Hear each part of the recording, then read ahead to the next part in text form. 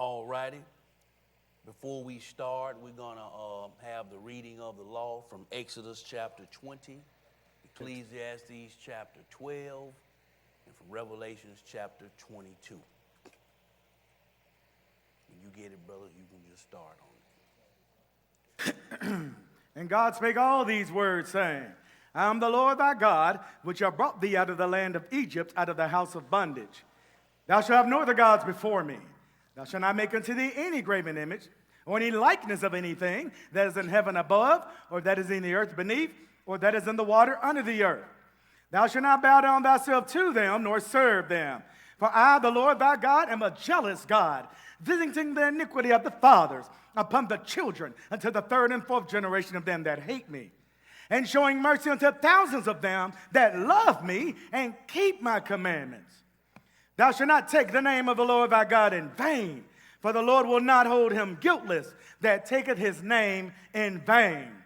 Remember the Sabbath day, to keep it holy. 6 days shalt thou labor, and do all thy work. But the seventh day is the Sabbath of the Lord thy God. In it thou shalt not do any work, thou, nor thy son, nor thy daughter, thy manservant, nor thy maidservant, nor thy cattle, nor thy stranger that is within thy gates. For in 6 days the Lord made heaven and earth, the sea, and all that in them is, and rested the seventh day. Wherefore the Lord blessed the Sabbath day and hallowed it. Honor thy father and thy mother, that thy days may be long upon the land, which the Lord thy God giveth thee. Thou shalt not kill, thou shalt not commit adultery, thou shalt not steal, thou shalt not bear false witness against thy neighbor, thou shalt not covet thy neighbor's house, thou shalt not covet thy neighbor's wife, nor his manservant, nor his maidservant, nor his ox, nor his ass, nor anything that is thy neighbor's. Thank you, brother. Let's move on to Ecclesiastes chapter 12. We're going to read the last two verses, 13 and 14. Go ahead. Let us hear the conclusion of the whole matter. Fear God and keep his commandments, for this is the whole duty of man. For God shall bring every work into judgment with every secret thing, whether it be good or whether it be evil. Thank you, brother. Our last spot is in Revelations chapter 22, verses 14 and 15. Go ahead and read them. Blessed are they that do his commandments, that they may have right to the tree of life, and may enter in through the gates into the city. For without are dogs, and sorcerers, and whoremongers, and murderers, and idolaters, and whosoever loveth and maketh a lie. Thank you, brother. Now, before we get started, can we give that choir another round of applause? Praise you, the Lord. Boy, if that didn't get you ready, I don't know what it'll take. But I want to start off by saying to all the sons and daughters of Abraham, Isaac, and Jacob here in Memphis, Tennessee, good afternoon to you. Good afternoon, big brother. And I want to say what a happy Sabbath and a blessed Sabbath this is. And I want to welcome you home here to the Israel of God in Memphis, where we teach this Bible by subject and title. Reading for us today is Brother Rashad. My name is Brother James, for those that don't know me.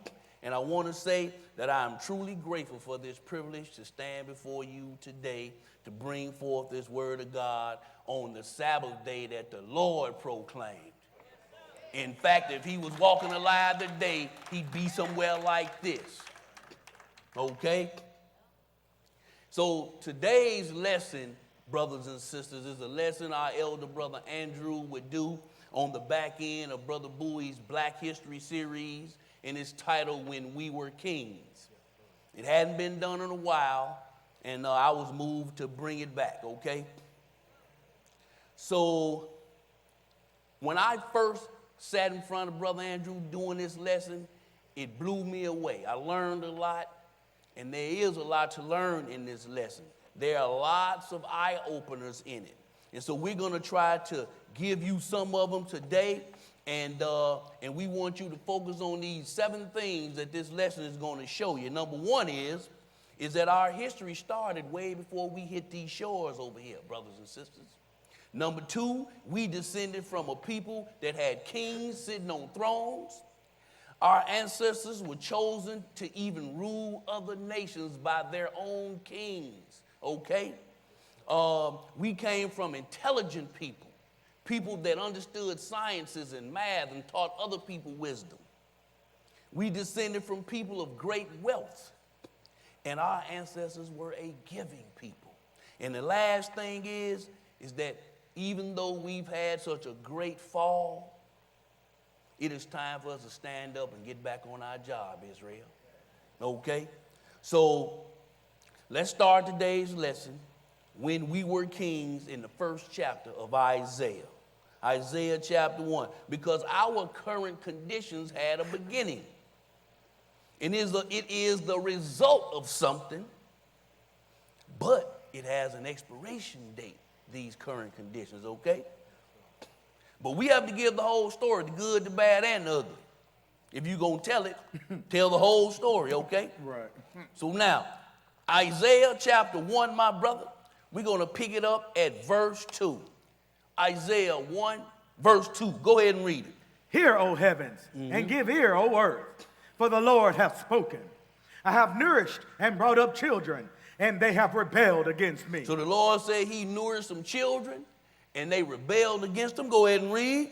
The ox knoweth his owner, and the ass his master's crib. But Israel doth not know. My people doth not consider. Oh, so those children, he called them Israel, and then he said that those were his people. Okay? But they are the ones that rebel. Now let's look at this long list he's about to rattle off about this people. Go ahead and read it, brother. For, sinful nation, a people laden with iniquity, a seed of evildoers, children that are corrupters. They have forsaken the Lord. They have provoked the Holy One of Israel unto anger. They are gone away back. So now let's go to Genesis 25, because that's a rough list right there, brothers and sisters.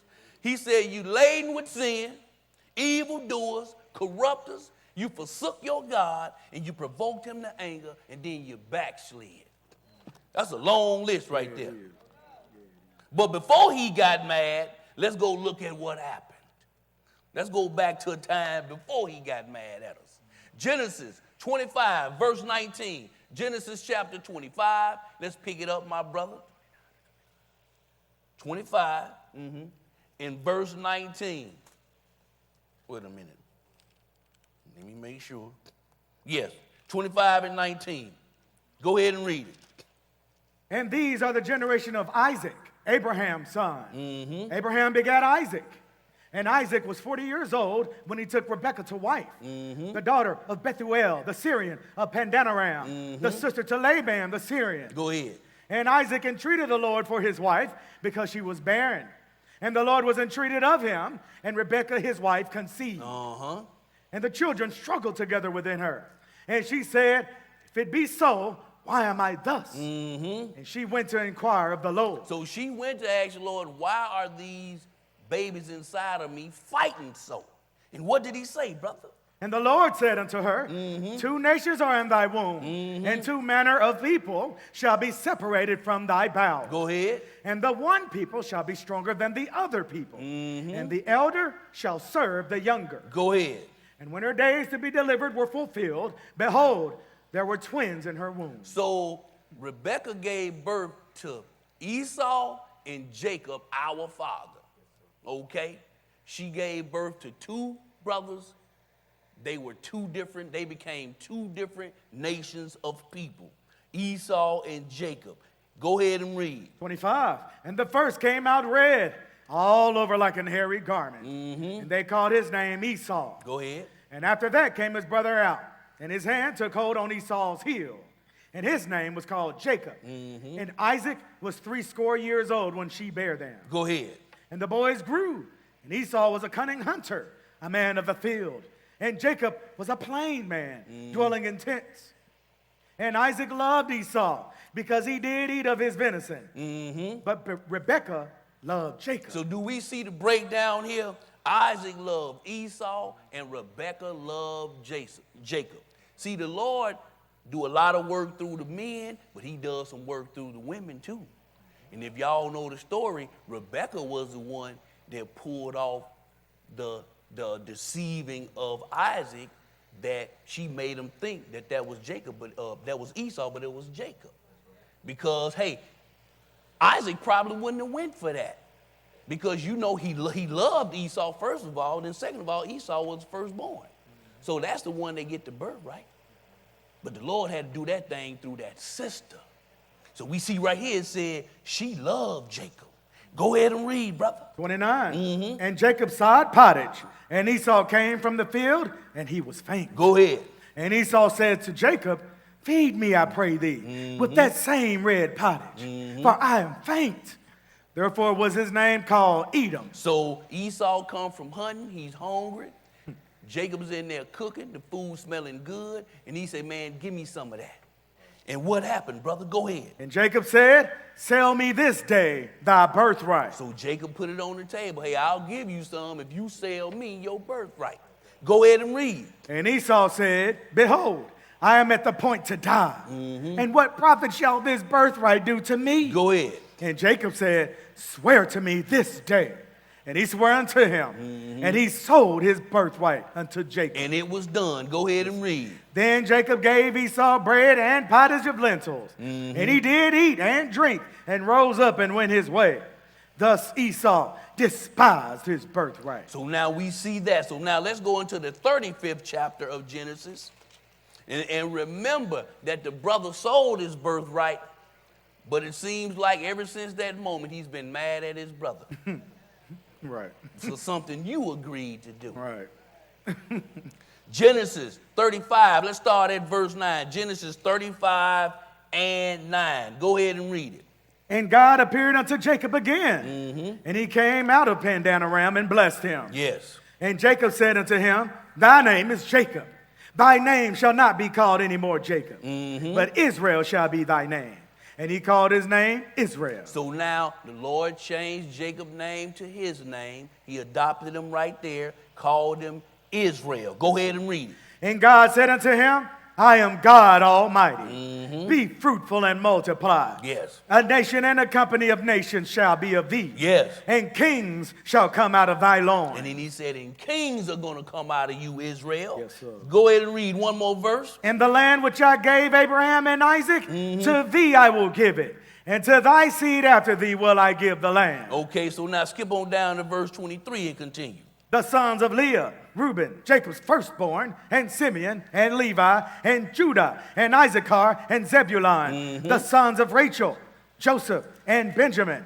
And the sons of Bilhah, Rachel's handmaid, Dan, and Naphtali. And the sons of Zilpah, Leah's handmaid, Gad, and Asher. These are the sons of Jacob, which were born to him in Pandanaram. Thank you, brother. Now look, brothers and sisters, let's look at this board up here. Jacob had Benjamin in the year 1732 BC, okay? That was the last son born to him. So if you add that to 2022 where we are right now, that was 3,754 years ago. The fathers of the 12 tribes were on the set at that point. So you can say, hey, that's when we started as a people, as a family. Okay, right there, 3,754 years ago, okay? So now, let's go into Psalm 105 real quick. Psalm 105, because our history is more than 400 years old, brothers and sisters.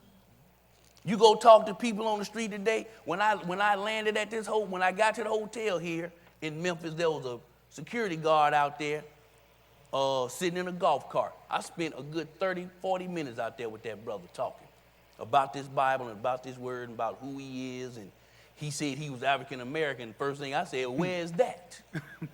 So he said, I don't know.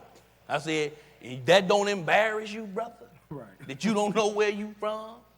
And then immediately I pointed to a Gentile. I said, see that man right there? If you call him over and ask him what's his nationality, he's going to say a place that you know where it is. He's going to say, I'm Greek, I'm Australian, I'm German, I'm British. We know where these places are. Where is Africa, America? Where is black? Right. Where is Negro? Right. None of those nations exist, brothers and sisters. So now, Psalm 105, let's start at verse 17. 105 and 17. Go ahead and read it. He sent a man before them, even Joseph, who was sold for a servant, whose feet they hurt with fetters. Yes. He was laid in iron until the time that his word came. The word of the Lord tried him. So look, brothers and sisters, when Joseph got sold down into Egypt, that was part of the plan of God for that to happen. Okay? Go ahead and read. 20. The king sent and loosed him, even the ruler of the people, and let him go free. Go ahead. He made him lord of his house and ruler of all his substance, to bind his princes at his pleasure. Yes. And teach his senators wisdom. Y'all see that? Yes, sir. One of your forefathers was over there in another country teaching their senators wisdom. See, we can do more than just show you our underwear, brothers and sisters. Facts. Huh? Facts. Yes, sir. We can teach somebody something. Go ahead and read. 23. Israel also came into Egypt, and Jacob sojourned in the land of Ham. In the land of what? Ham. Go ahead and read. And he increased his people greatly and made them stronger than their enemies. He turned their heart to hate his people, to deal subtlety with his servants. Go ahead. He sent Moses his servant and Aaron whom he had chosen. Go ahead. They showed him signs among them and wonders in the land of Ham. Now look, brothers and sisters, this continent which we call today Africa right here, the land of Ham. Now, Ham, which is Noah's son right here, you can go read his sons, Canaan, Put, Cush, and Mizraim. They populated the land of Ham. Cush, Ethiopia. Mizraim, Egypt. Put, Libya, where Libya is today. And Canaan was right up here where the land of Israel is, okay? And the Lord promised us this land. But all of this stuff was populated by Ham. And I even put it right here that out of Mizraim came Casluhim, which the Philistines came out of them. And the Philistines, as you know, they occupied this coastal area right here and fought Israel all the time. So this was the land of Ham until 1869. They dug that Suez Canal right through there. And now y'all know they call this area right here the Middle East. Y'all see that? Yes, sir. But all of this stuff was connected at one time. Sir. That's the land of Ham, okay? So now, while y'all flipping to Exodus 1, I want to give you a little more information. In honor of this guy, Publius Cornelius Scipio Africanus, that continent was named after that guy. That's why it's called Africa. So if you as a brother tell me you African American, you just gave me the name of a couple of Gentiles. Huh? America was named after, what's the guy's name? Amerigo Vespucci. And then you got this guy, Africanus. That's not a place.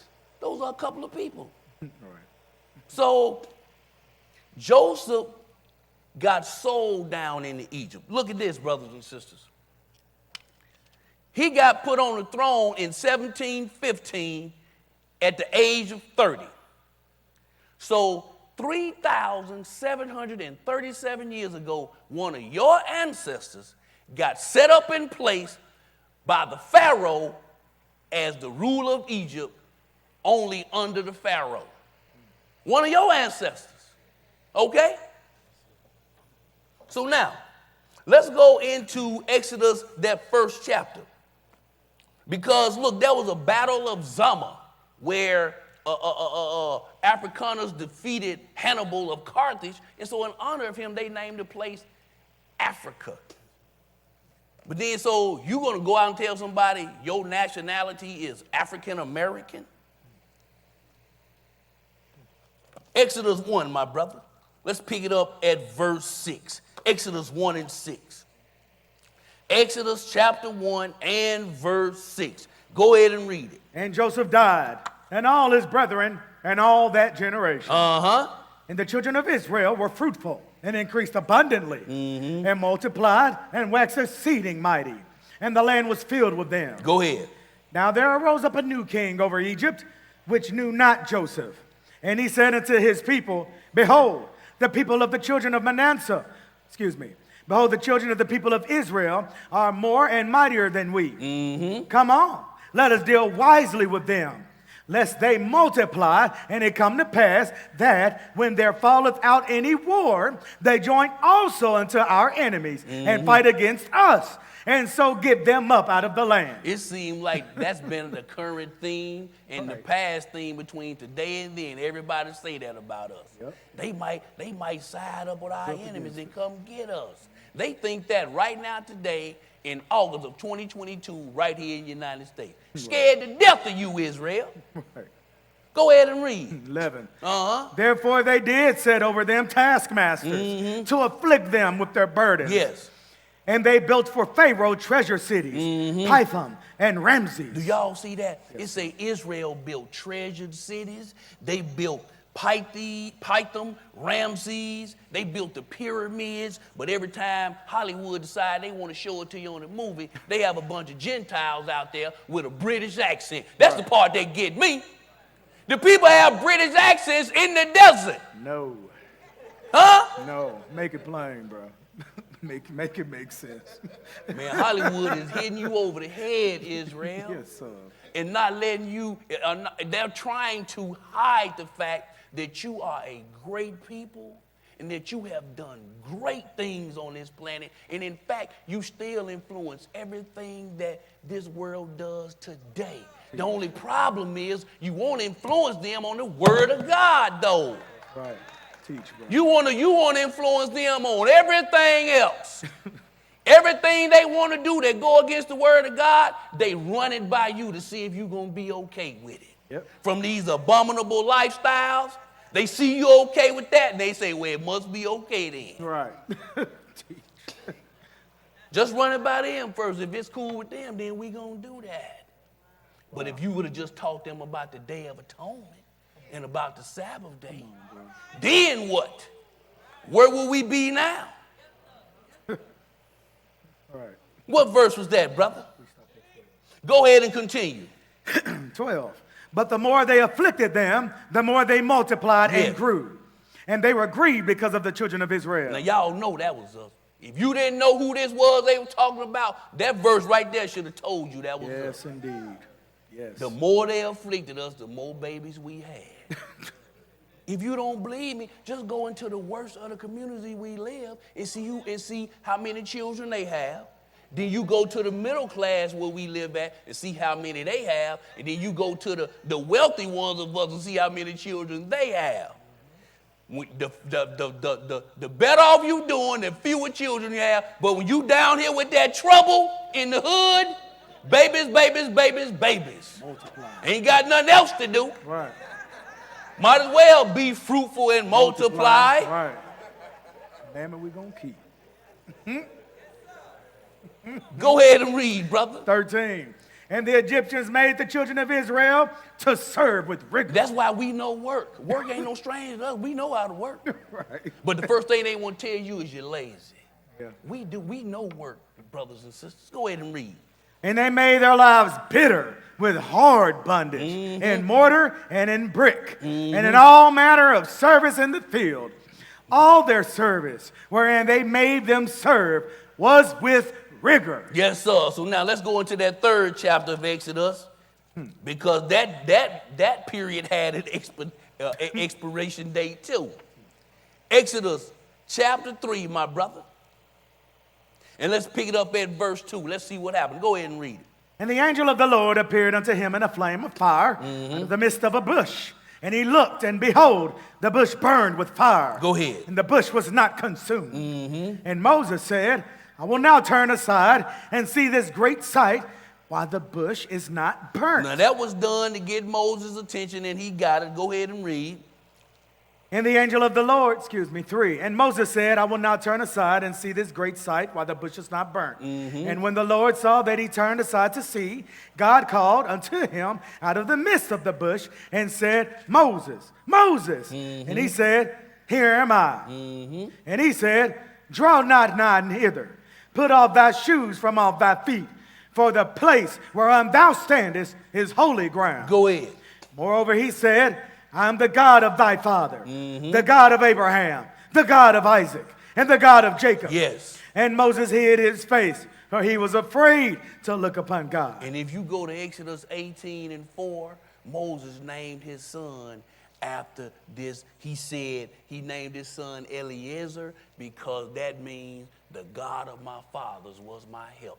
Yes, sir. See, people thought about the Lord when they had babies in those days. I don't know what they be thinking about nowadays. They'll mess around and name a child mesothelioma. They see that commercial enough time. But folks was thinking about God. When Leah had Zebulun, she said, it's because it's my sixth son. When she had Levi, she said, it's because the Lord done gave me 3 sons. They was thinking about the Lord when they was naming these babies. I don't know what's going on right now. I almost don't want to ask, nice, pretty, cute baby, but what's her name? Sickness. Go ahead and read, brother. 7. Yes. And the Lord said, I have surely seen the affliction of my people, which are in Egypt, and have heard their cry by reason of their taskmasters. Go ahead. For I know their sorrow. Yes. And I am come down to deliver them out of the land of the Egyptians, and to bring them up out of that land unto a good land and a large, unto a land flowing with milk and honey. Yes. To the place of the Canaanites, yes, and the Hittites, and the Amorites, and the Perizzites, and the Hivites, and the Jebusites. Now here's this land of Canaan that I pointed out. The Lord chose this land right here for his people to live in, a land flowing with milk and honey. And you notice he said Jebusites. Yes. The city of Jerusalem used to be called Jebus when the Hamites was there. But once David moved in and took it over, they renamed it Jerusalem, okay? But go ahead and read. 9. Now therefore, behold, the cry of the children of Israel is come unto me. And I have also seen the oppression where the Egyptians oppressed them. Go ahead. Come now therefore, and I will send thee unto Pharaoh, yes, that thou mayest bring forth my people, the children of Israel. So the Lord's, go ahead. Out of Egypt. So the Lord sent Moses there to spring Israel. Let's go into the 11th chapter. Because we are trying to show you how far we have come as a people. Exodus chapter 11. Let's pick it up at that first verse, my brother. 11:1. Go ahead and read it. And the Lord said unto Moses, yet will I bring one plague more unto Pharaoh and upon Egypt. Afterwards, he will let you go hence. When he shall let you go, he shall surely thrust you out hence altogether. Go ahead. Speak now in the ears of the people, and let every man borrow of his neighbor, and every woman of her neighbor, jewels of silver and jewels of gold. And the Lord gave the people favor in the sight of the Egyptians. Moreover, the man Moses was very great in the land of Egypt, in the sight of Pharaoh's servants, and in the sight of the people. Now pay attention, brothers and sisters. Israel went and got jewels, gold, silver, and all kinds of fabrics from the Egyptians, but Moses told them to do that because the Lord told Moses to tell them to go do that. So you have to know that's a part of the plan. Okay? Go ahead and read. 4. And Moses said, thus saith the Lord, about midnight will I go out into the midst of Egypt, and all the firstborn in the land of Egypt shall die. From the firstborn of Pharaoh that sitteth upon his throne, yes, even unto the firstborn of the maidservant that is behind the mill, yes, and all the firstborn of beasts. Yes. And there shall be a great cry throughout all the land of Egypt, such as there was none like it, nor shall be like it anymore. Now this is the 10th plague that the Lord's dropping on Egypt. Go ahead and read. But against any of the children of Israel shall not a dog move his tongue. Look, a dog couldn't even bark at an Israelite. Man. Go ahead and read. Against man or beast, that ye may know how that the Lord doth put a difference between the Egyptians and Israel. Yes, sir. The Lord did make that difference, brothers and sisters. So look, so let's go into the 12th chapter and let's look at it. Because the Lord knocked off all the firstborn. Exodus 12 and 29. 12 and 29. Go ahead and read. And it came to pass that at midnight the Lord smote all the firstborn in the land of Egypt, from the firstborn of Pharaoh, From the firstborn of the king himself, go ahead and read. that sat on his throne, unto the firstborn of the captive that was in the dungeon. Go ahead. And all the firstborn of cattle. And Pharaoh rose up in the night, he and all his servants, and all the Egyptians. And there was a great cry in Egypt, for there was not a house where there was not one dead. Y'all see that? So the Lord ended up killing all the firstborn of Israel. And he told Israel later on that that was the cost for getting them out, and therefore all Israel firstborn belonged to him. And then he made Levi sit in the place of all the firstborn of all the tribes to minister to him. But anyway, that's just learning something on the way to learning something. But go ahead and continue, brother. And he called for Moses and Aaron by night and said, Rise up and get you forth from among my people. Yes. Both ye and the children of Israel, and go serve the Lord as ye have said.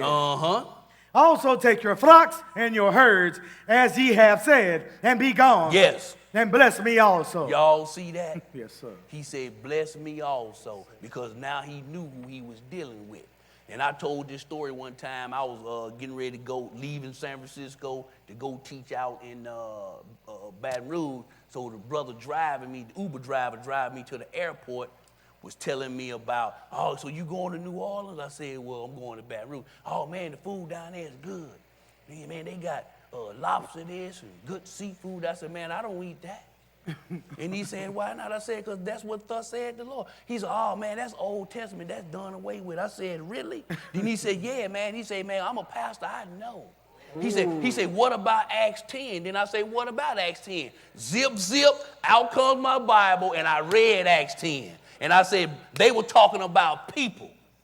And I say, but y'all teach that Peter ate some pork, and it doesn't say that right there. Teach the book. So then I kept foo-fopping him. Then I get a phone call from somebody, and he overheard my conversation. And then after that, I just was quiet all the way. So we pull up to the airport. I'm getting ready to get out the car. Guess what that guy said to me? He said, before you leave, can you pray for me? He thought he was a pastor until one got in his back seat. Y'all hear what I'm saying? Yes, sir. Teach, bro.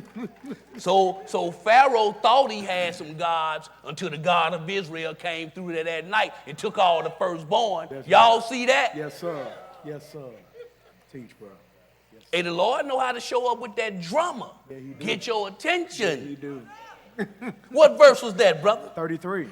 Go ahead and read. And the Egyptians were urgent upon the people that they might send them out of the land in haste. Yes, sir. For they said, we be all dead Say, men. get them out of here before we all die. Go ahead. And the people took their dough before it was leavened, their kneading throws being bound up in their clothes upon their shoulders. Go ahead.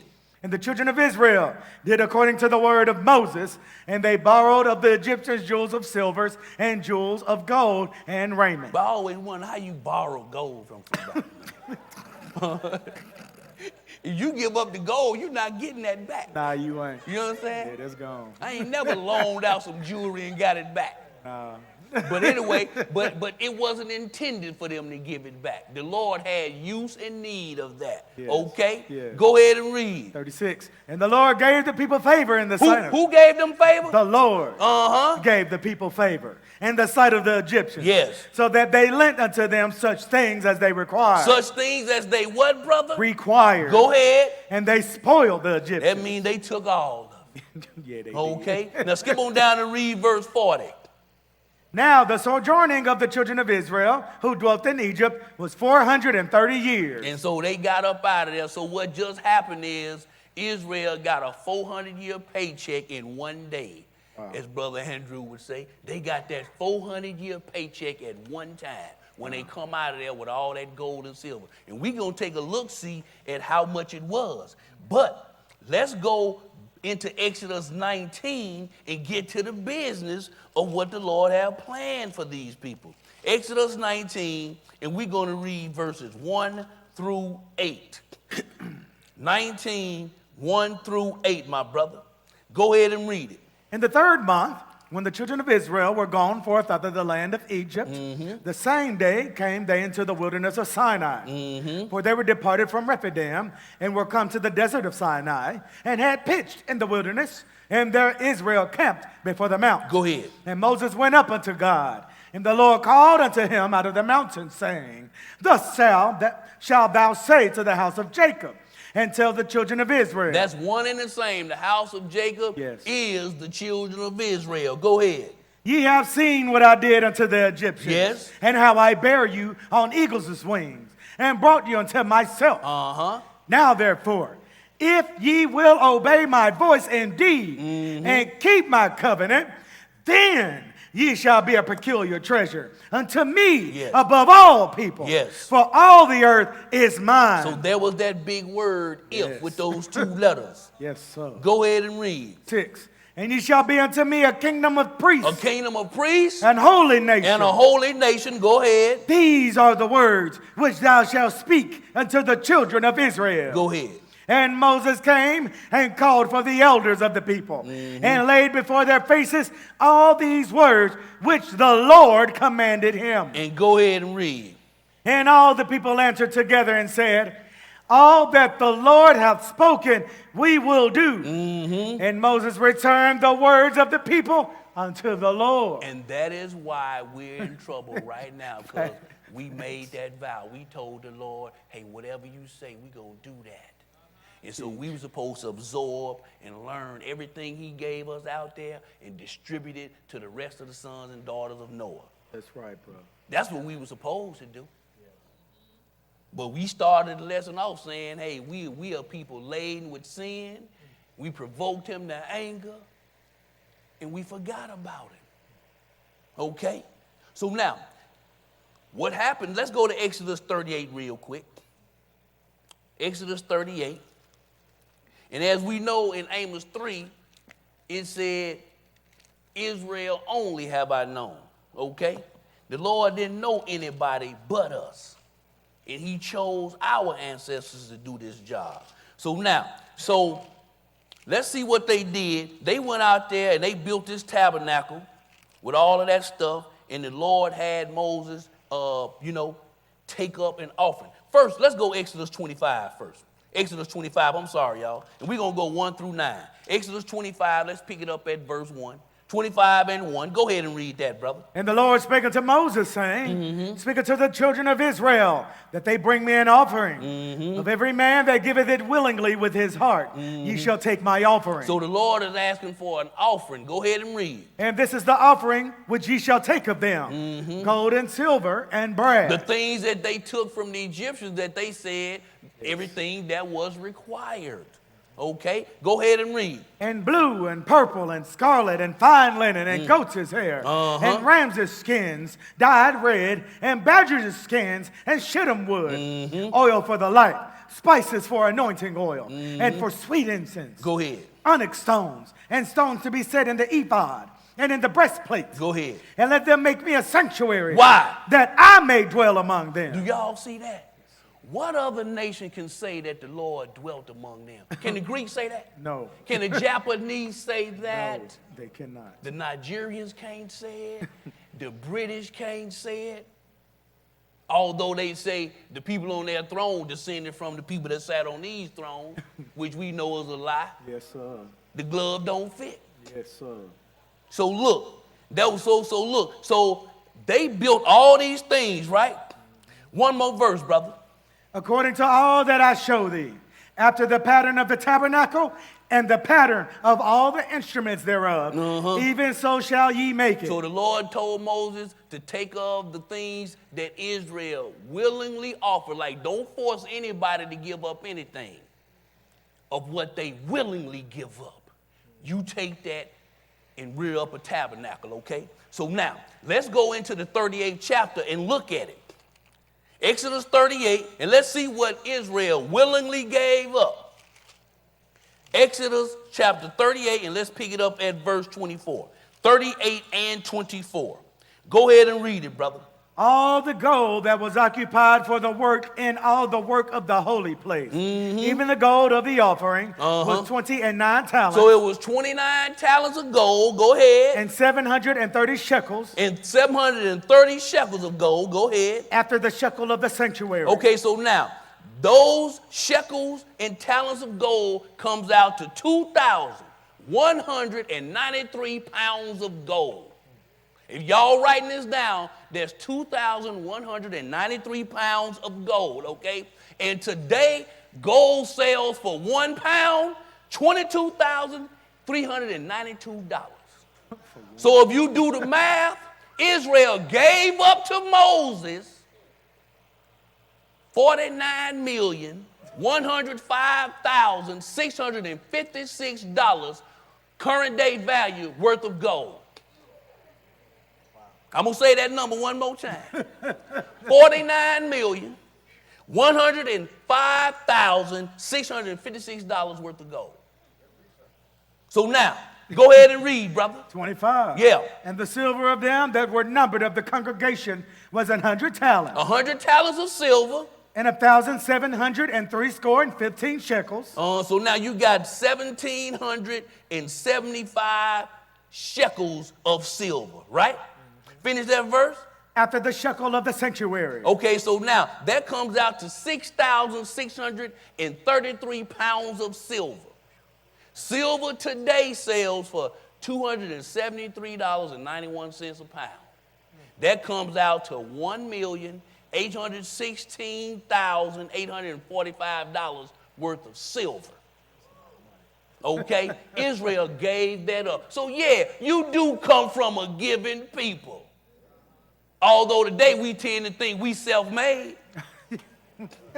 We think that today. Not realizing that everything we have, the Lord gave it to us. Who gave Israel all this gold and silver? The Lord did. The Lord did. That's right. So when you understand where you got it from and everything else you got, then you freely give it back to him. That way the door keep doing this here. Boom, boom. You give me, I give your cut. You give me, I give your cut. You give me, I give your cut. But we think what we got that. No. If you can see, the Lord gave you that eyesight. Yes, sir.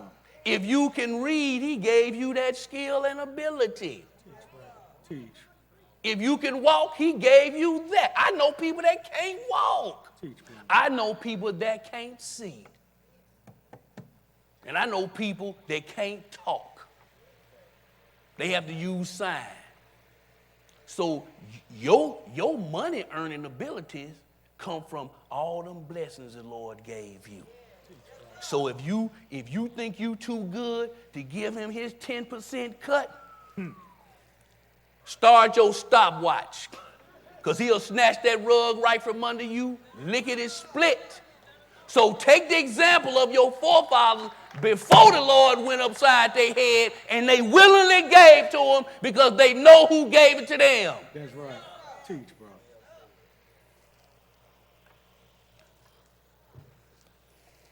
I done forgot where I was on that. We finished at 25. Okay, skip down to verse 29 and read that, brother. And the brass of the offering was 70 talents and 2,400 shekels. So look, so that came out to 4,689 pounds of brass. And brass today, at the bottom, it sells at $1.25 a pound. In some places, you can get $2 a pound. But I just went with the bottom number. That's $5,861. So when you put all that silver, brass, and gold together, we're not counting the fabric and the jewels, just those precious metals. That came out to $50,928,362 in a tent that's mobile. Do y'all see that? Wow. Now let me show y'all something else about Israel. Look here. When Moses erected that temple, this tabernacle out here in the wilderness, with the most holy place right in it, right? Now look how Israel lived around this thing. On the north side of it, you had Dan, Naphtali, and the tribe of Asher, and Merari's tribe ministered to them. Okay, his kids. Then over here on the west side, you had Ephraim, Benjamin, and Manasseh. And then you had Gershon minister to them. Down south of it, you had Gad, Reuben, Simeon, and Kohath's sons minister to them. So then out to the east side, you had Zebulun, Judah, Issachar, which on the east side of the tabernacle was Moses, Aaron, and Aaron's sons. Do y'all see that? Yes, sir. But look, nobody else in the history of this planet can tell you that the Lord, the presence of the Lord, and the Spirit of the Lord live right in the middle of them. Nobody can say that but you. Do we see this, brothers and sisters? Nobody can say that. And look how they organize this thing. These are Leah's sons right here, Zebulun, Judah, and Issachar. Here go two more of Leah's sons, Reuben, Simeon, and then from Leah's handmaiden, Gad. They was all together. Y'all see that? Then look at Rachel. She had Benjamin and Joseph, right? So you got Benjamin here, and these Joseph's two sons right there. Yeah. Y'all see that? And these are the sons of the handmaids, the other three. Y'all see that? The Lord God of Israel lived among us, gave us wisdom, gave us knowledge and understanding, gave us his laws, statutes, and judgment. And we were supposed to go and teach everybody else. Okay? Because what good is a room full of teachers and professors if they're not going to give anything to the students when they disperse out the room? He said we were a nation of priests, and we were a holy nation, a kingdom of priests and a holy nation. So if every one of us priests, who we supposed to be teaching? Not each other.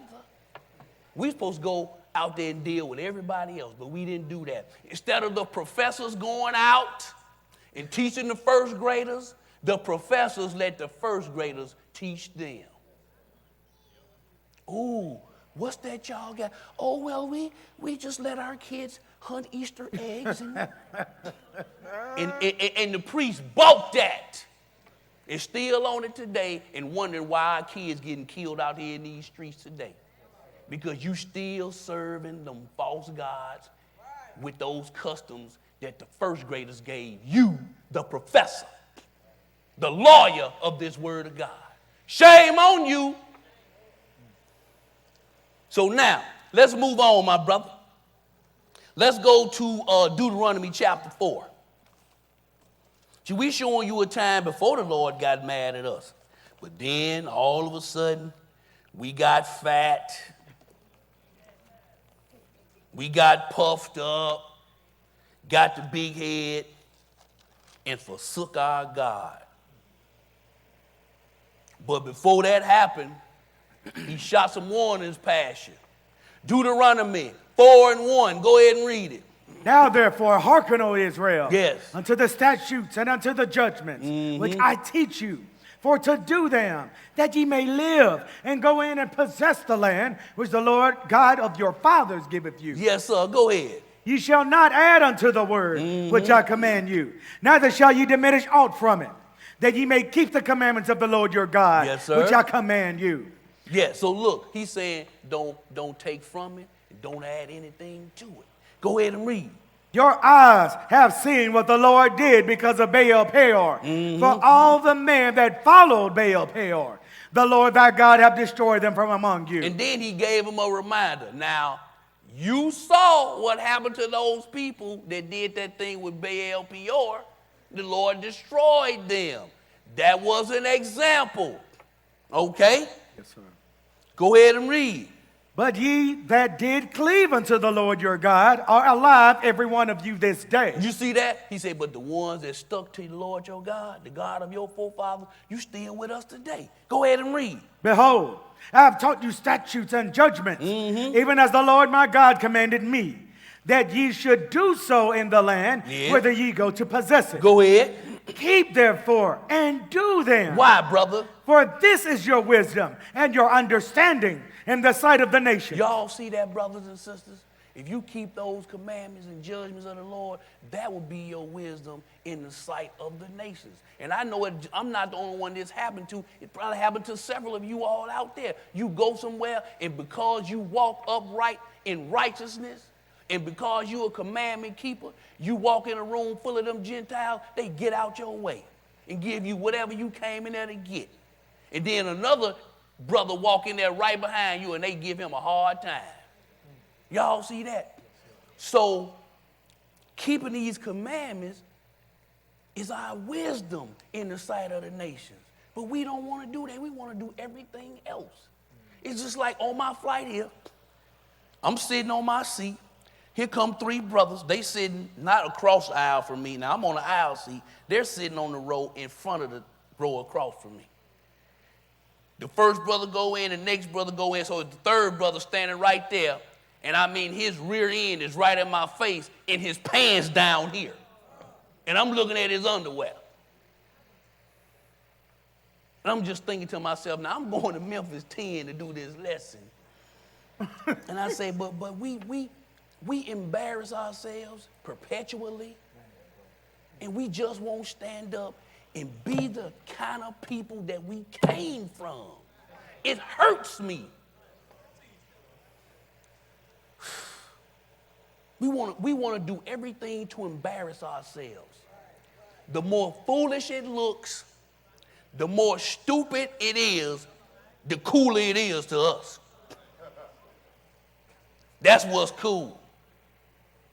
Now, your son and your daughter being a gifted student and getting scholarship offers, that's a bad thing. That's how we do it. We go out backwards on everything. What are we doing to make it look like we came from them people right there? What? What verse was that, brother? Go ahead and continue. Mid-6. Yeah. We shall hear all these statutes and say, Yeah. surely this great nation is a wise and understanding people. And we're going to see later in this lesson about Solomon, how he was an example. Go ahead and read. And what nation is there so great who have God so nigh unto them? He said, what nation is so great to have God so near unto them that he, at one time, he dwelt right in the middle of them? Right. What other nation can say that to you? Can the people in Afghanistan say that? No, they can't say that. Germans can't say it. Only you, Israel. We need to start conducting ourselves like that. Go ahead and read. So nigh unto them, as the Lord our God is in all things that we call upon him for. Yes. And what nation is there so great that have statutes and judgments so righteous as all this law, which I set before you this day? Go ahead. Only take heed to thyself. Yes. And keep thy soul diligently. Yeah. Lest thou forget the things which thine eyes have seen, and lest they depart from thy heart all the days of thy life. Yes. But teach them thy sons and thy sons' sons. And that's what we're supposed to be doing, and giving it to our children so they can give it to their children, and you can help them if you so blessed for them to give that to their children, okay? Go ahead and read one more verse. Especially the day that thou stoodest before the Lord thy God in Horeb, when the Lord said unto me, gather me the people together, and I will make them hear my words. Whose words? The Lord's words. Go ahead. That they may learn to fear me all the days that they shall live upon the earth, and that they may teach their children. Listen, I'm going to tell you right now, if you don't have that fear, you can forget about it. Big facts. You got to have fear of the Lord to operate the right way. And if your fear level is not where it should be, I say it all the time, ask the Lord to give you some more. Ask him for some more. You're right. Because I know I asked for it. Because that's the only thing with a brother like some of us with long rap sheets, because I had a long rap sheet before I found this truth with the Lord. And y'all know what a rap sheet is. The list of your iniquities. Y'all know what I'm saying? And so, if you like me and you have children and some grandbabies and you don't want no harm to come to them, you can go and read when you fear the Lord, hey, your babies can dwell safely. Y'all see that? Yes, sir. Yes, sir. Teach the book. If you don't care enough about yourself, care enough about your children. and ask for some more fear and then walk in it. Okay? So now, let's press on. Let's go to Acts chapter 13. Man, I got to stop talking. Acts 13. I might have to cut a few pieces off this lesson.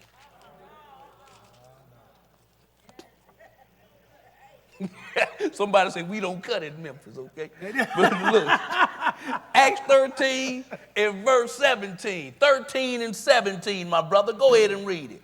The God of this people of Israel chose our fathers. Yes, he did. That's what we've been reading all day. Go ahead. And exalted the people when they dwelt as strangers in the land of Egypt. And with an high arm brought he them out of it. Yes. And about the time of 40 years suffered he their manners in the wilderness. Yes. And when he had destroyed 7 nations in the land of Canaan, he divided their land to them by lot. Go ahead. And after that, he gave unto them judges about the space of 450 years unto Samuel the prophet. And afterward, they desired a king. And God gave unto them Saul, the son of Cis, a man of the tribe of Benjamin, about the space of 40 years. Do y'all see that? We fired God from being our king. We fired him from being our king. And then later on, we just fired him from being our God. But when your kids get shot down in the street, you want to run down to the courthouse. You want to run to the chief of the police. You want to run to your city councilman. The city councilman, the chief of police, and the people in the courthouse are only the bats and the whips that the Lord is using to bust your head open. Right. So if you want them to stop, why don't you go to the one swinging the bat and the whip? Go back to your God, Israel. Come on, bro. Come on. Come on. You run into the wrong ones. Yeah. They're doing what they were tasked to do. And that is to go upside your head every time you cut out a line. Because the Lord told you for every iniquity you have, he got something for you. Go read Amos chapter 3. Just read them first couple of verses right there. Just go read them. He said, you're going to get punished for all your iniquities because I gave y'all the word to give to everybody else. But don't it feel like sometimes he laid a stranger sin at our feet sometimes? Don't it feel like that? Because they get a slap on the wrist for everything. But we get the full extent of the punishment. We get the full extent. Leviticus 26, he said, I'm going to punish you 7 times for your sins, okay? You're going to get it 7 times. Israel raped a sister, get 20 years. Gentile raped a sister, get 6 months probation. Seems like Israel got some of his time, don't it? Right. But hey, you the priest, though. You didn't teach him. Go ahead and read, brother. 22. And when he had removed him, he raised up unto them David to be their king. Yes, sir. To whom also he gave testimony and said, I have found David, the son of Jesse, a man after mine own heart, which shall fulfill all my will. Of this man's seed hath God, according to his promise, raised unto Israel a Savior, Jesus. Y'all see that? So what we showing you right here in Acts, that right here, look, brothers and sisters. David come out of Judah, and Jesus come out of Judah, okay? So if the God of this planet is going to come to this earth and be born in flesh and blood among some people, who else can he come through other than the priest? He got to come through these people. He couldn't have come here as a German or an Italian, being that he's a priest. And he made them the priests, he had to come through them. So the reason I'm reading this to you is not only do we come from kings, but the King of Kings, the King of Kings is part of this thing. Okay? So now, let's press on. Let's go to John chapter 1. And to prove the question I just asked, who else could he come through? But if y'all grandmother was like mine, read that John 1, 10 and 11, my brother. John chapter 1, verse 10 and verse 11. Go ahead and read it. He was in the world. Yes. And the world was made by him. And the world knew him not. No. We just going to read verse 10 and verse 11. John 1, verse 10 and 11. Go ahead. Okay, you read verse 10. Give me verse 11. I'm sorry. Verse 11. He came unto his own, and his own received him not. Y'all see that? He came to his own people, and they didn't even receive him. Do we see that? Amongst the other rebellious things that we've done, he came through us, and we didn't even receive him. A holy nation, kingdom of priests. He called you my people. He gave you his name. He had his ark dwelling right in the middle of you with his mercy seat sitting on top of that. He couldn't have come to anybody else but you. That's another thing that we have that we can teach our children. So when they come up, they can walk outside and stand up straight and do things the right way, okay? So now, let's go into 1 Kings. Sorry about that, my brother. My mind was somewhere on another verse. We come from a long line of positive images and positive things, brothers and sisters. There's more to it than us being slaves here in these United States. Teach. So now, 1 Kings chapter 3. Let's move forward. Let's go to 1 Kings 3 because that $50 million mobile tent got replaced later on. And let's go look at it. 1 Kings 3 and verse 5. 1 Kings 3 and 5. Go ahead and read it. In Gibeon, the Lord appeared to Solomon in a dream by night. And God said, ask what I shall give thee. And Solomon said, thou hast showed unto thy servant David my father great mercy. Yes. According as he walked before thee in truth and in righteousness and in uprightness of heart with thee. And thou hast kept for him this great kindness, that thou hast given him a son to sit on his throne as it is this day. And now, O Lord my God, thou hast made thy servant king instead of David my father. And I am but a little child. Yes. I know not how to go out or come in. And thy servant is in the midst of thy people, which thou hast chosen. Yes. A great people that cannot be numbered nor counted for multitude. Give therefore thy servant an understanding heart to judge thy people. Hold on. Yes, Do we sir. see that Solomon was already praying to the Lord with wisdom already? He said, first of all, I am but a child, and I know not how to come out or go in. That's the first thing.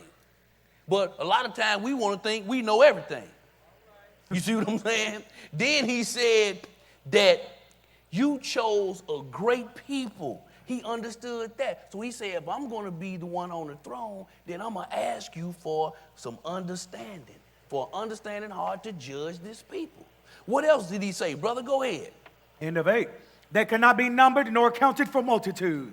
Give therefore thy servant an understanding heart to judge thy people, that I may discern between good and bad. For who is able to judge this thy so great a people? Go ahead. And the speech pleased the Lord. So that speech pleased the Lord. Go ahead. That Solomon had asked this thing. And God said unto him, because thou hast asked this thing, and hast not asked for thyself long life, neither hast asked riches for thyself, nor hast asked the life of thine enemies, but hast asked for thyself understanding to discern judgment. Behold, I have done according to thy word. The Lord said, I have done according to your word. Go ahead. Lo, I have given thee a wise and an understanding heart. Yes. So that there was none like thee before thee. Right.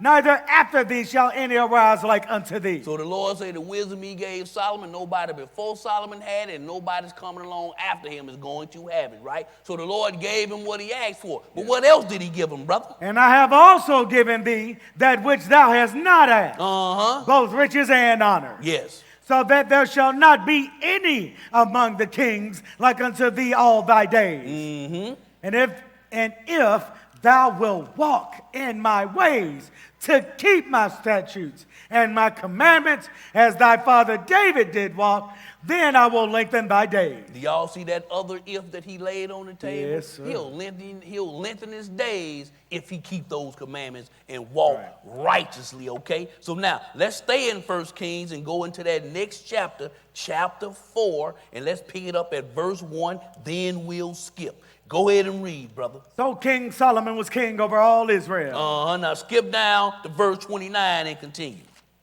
And God gave Solomon wisdom and understanding, exceeding much, and largeness of heart, even as the sand that is on the seashore. Yes. And Solomon's wisdom excelled the wisdom of all the children of the east country, and all the wisdom of Egypt. Yes. For he was wiser than all men, than Ethan the Israelite, and Heman the Chalcol, and Darda, the sons of Mahol, and his fame was in all nations round about. See, his fame was in all nations round about. And so, Israel, your fame should be in all nations round about your wisdom of God, about your knowledge of God. Everybody should be coming to you, asking you, what should we be doing? Skip down to verse 34 and continue, brother. And there came of all people to hear the wisdom of Solomon from all kings of the earth, which had heard of his wisdom. And look, the queen of Sheba came to question Solomon because she heard of his fame. If you can go in 1 Kings chapter 10, you can see that she brought 120 talents of gold and dropped it off at that brother. And that equals, in today's value, $168 million. Just imagine somebody showing up at your house, at your condo, your apartment, and learn about your wisdom of God, and on the way out, drop off $168 million. Man.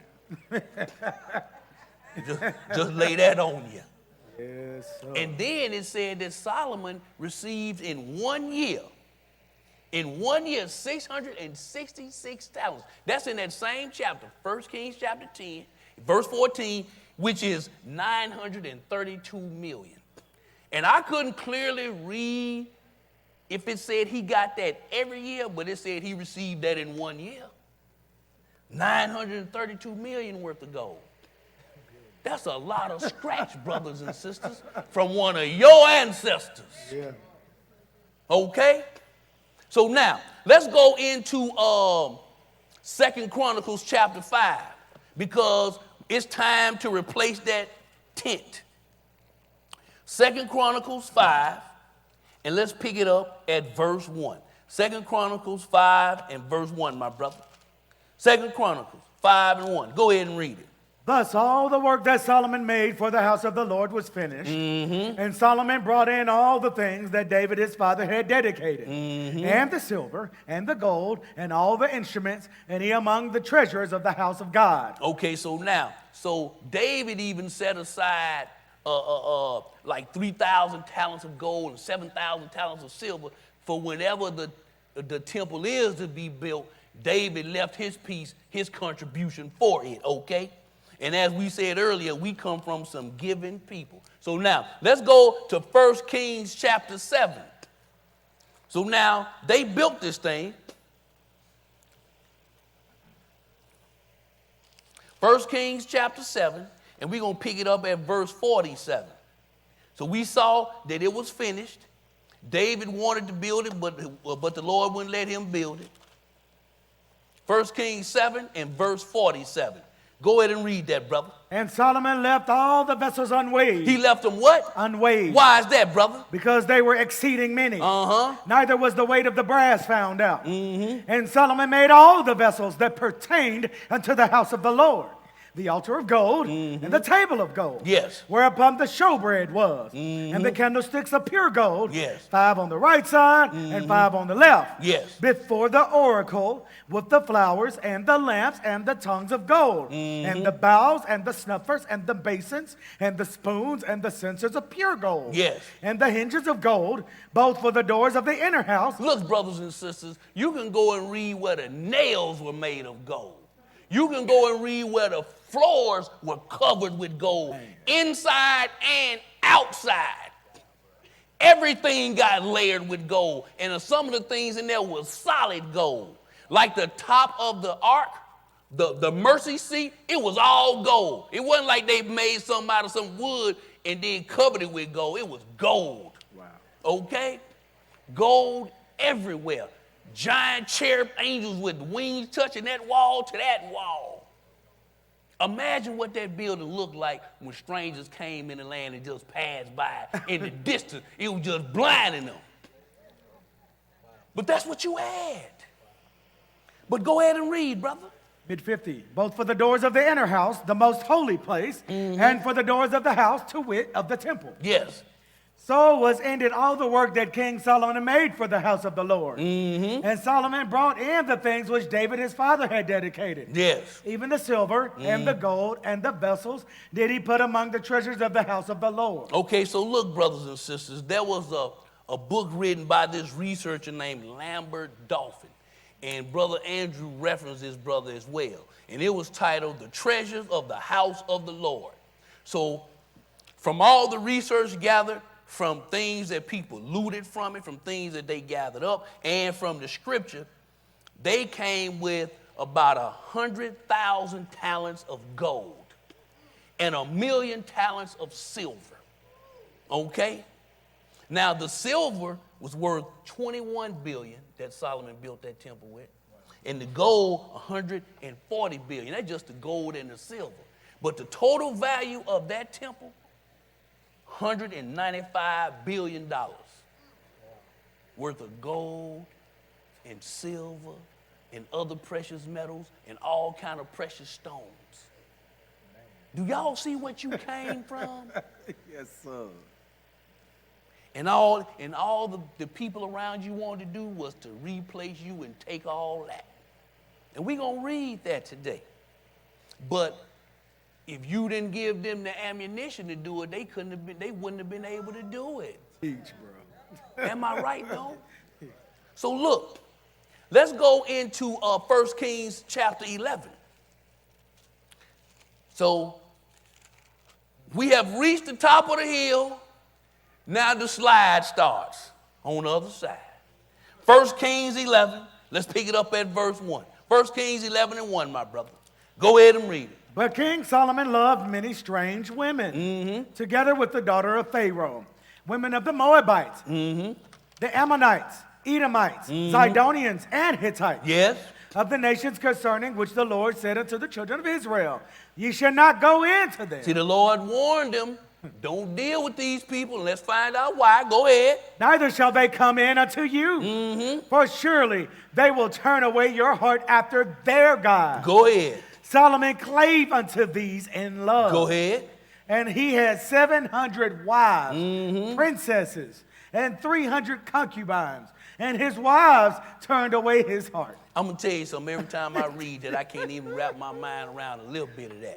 Because having one wife is a rough, well, I ain't going to say rough. Let me take that word back. Enough. My wife might be watching this one day. Enough. What word can I use? I'm going to let the reader keep reading. Go ahead and read, brother. For it came to pass when Solomon was old that his wives turned away his heart after other gods. Go ahead, brother. And his heart was not perfect with the Lord his God, as was the heart of David his father. See, that's where the problem started. One of the problems started. Go ahead and read, brother. 5. For Solomon went after Ashtoreth, the goddess of the Zidonians. Y'all know who Ashtoreth, what holiday they celebrate her this week? Yes. Easter, yes, sir. Easter, go ahead and read. And after Milcom, the abomination of the Ammonites. And look, Israel, if we got punished back then and we getting punished now for it, why are we still doing it? Come on, bro. Go ahead and read. And Solomon did evil in the sight of the Lord, and went not fully after the Lord, as did David his father. He went partially, and partially is not good enough. Let me say that again. Partially is not good enough. If you're going to chase the Lord partially and part-time, that's equal to full-time, not seeking him at all. Because the halfway sinner is going to get the same punishment that the full-time sinner is going to get. It's the same punishment. So why you fooling yourself? If you want the pleasures of sin, you might well get your whole bucket list checked off, because you're going to end up getting what the full-time people already get. They getting their full pleasures out the sin. That's right. So why you halfway playing? You only fooling yourself. What verse was that, brother? Skip down to verse 9 and continue. And the Lord was angry with Solomon because his heart was turned from the Lord God of Israel, Yes. which had appeared unto him twice and had commanded him concerning this thing, that he should not go after other gods. But he kept not that which the Lord commanded. Go ahead. Wherefore the Lord said unto Solomon, forasmuch as this is done of thee, and thou hast not kept my covenant and my statutes, which I have commanded thee, I will surely rend the kingdom from thee, and will give it to thy servant. See, look, so the Lord told him, I'm going to take the kingdom from you, okay? Go ahead and read. Notwithstanding in thy days, I will not do it for David thy father's sake, but I will rend it out of the hand of thy son. Go ahead. Howbeit, I will not rend away all the kingdom, but will give one tribe to thy son for David my servant's sake, and for Jerusalem's sake, which I have chosen. One more verse. And the Lord stirred up an adversary unto Solomon, Hadad the Edomite. He was of the king's seed in Edom. So look, so while we flipping to 2 Kings 17, now watch this, brothers and sisters. Solomon was out of the tribe of Judah. Levi, which is represented right here, Moses, Aaron, his son, Merari, Kohath, and Gershom, they were among Judah at the end, and so was Benjamin. So you had Judah, Benjamin, and then Levi, and then the rest of those families, Dan, Naphtali, Asher, Ephraim, Manasseh, Gad, Simeon, Reuben. Well, some of them lived among Judah, but Simeon, Reuben, all of them, and Issachar and Zebulun lived up north. They were part of the northern tribes.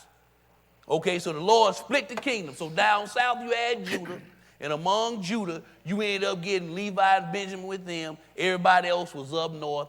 They were called Israel. The three down south was called Judah, okay? And then at some point, Israel up north was called Samaria. So now let's go 2 Kings 17 and 5. 2 Kings 17 and 5. Go ahead and read it. Then the king of Assyria came up throughout all the land and went up to Samaria and besieged it 3 years. Yes. In the 9th year of Hoshea, the king of Assyria took Samaria and carried Israel away into Assyria and placed them in Halah and in Habor by the river of Gozan in the cities of the Medes. So you're talking about where Iran touching the Russian border, okay, that particular area. Go ahead and read. 7. For so it was that the children of Israel had sinned against the Lord their God, which had brought them up out of the land of Egypt, from under the hand of Pharaoh, king of Egypt, and had feared other gods. Go ahead. And walked in the statutes of the heathen. See, that's what I was saying earlier. The professors, the lawyers went out and started learning from the first graders. Go ahead and read. Whom the Lord cast out from before the children of Israel, and of the kings of Israel, which they had made. Go ahead. And the children of Israel did secretly those things that were not right against the Lord their God. And they built them high places in all their cities, from the tower of the watchmen to the fenced city. So now, let's skip down to verse 16 and continue. And they left all the commandments of the Lord their God and made them molten images, even to calves, and made a grove and worshiped all the host of heaven and served Baal. So do we see what's starting to happen here, brothers and sisters? Yes, sir. From the Lord living among us and us just totally turning our back on him. That's why the things that happen to us isn't happening to anybody else on this planet. The stuff that happens to us has happened to nobody else because we knew better. Go ahead and read. 17. And they caused their sons and their daughters to pass through the fire and use divination and enchantments and sold themselves to do evil in the sight of the Lord to provoke him to anger. And then they started sacrificing and burning their own children to these false gods. Molech and so forth and so on. Go ahead and read. Therefore the Lord was very angry with Israel and removed them. He did what? Removed them. Go ahead. Out of his sight. There was none left but the tribe of Judah only. Okay, so now let's go into Daniel, the 1st chapter. So you have Daniel is up in Babylon. And let's see what happened. Because at some point, the Lord came and moved Judah out, because you can read that Judah saw Israel get taken out, knew why they got taken out, but they kept doing the same thing that Israel was doing. Right. And Israel had all of them kings, and every last one of them was wicked, and every now and then Judah would get a righteous king, like Josiah and Hezekiah and David. You see, they would get a righteous king, but so they hung around a little bit long, and like we read, the Lord had to keep somebody there so Jerusalem can be there, and then he had to have somebody in place for him to be born through in the flesh. Okay, Daniel 1:1. Go ahead and read it. In the 3rd year of the reign of Jehoiakim, king of Judah, came Nebuchadnezzar, king of Babylon, into Jerusalem and besieged it. Yes. And the Lord gave Jehoiakim, king of Judah, into his hand, with part of the vessels of the house of God, which he carried into the land of Shinar, to the house of his God. Yes. And he brought the vessels into the treasure house of his God. Go ahead. And the king spake unto Ashpenaz, the master of his eunuchs, that he should bring certain of the children of Israel, and of the king's seed, and of the princes, children in whom was no blemish, but well favored and skillful in all wisdom.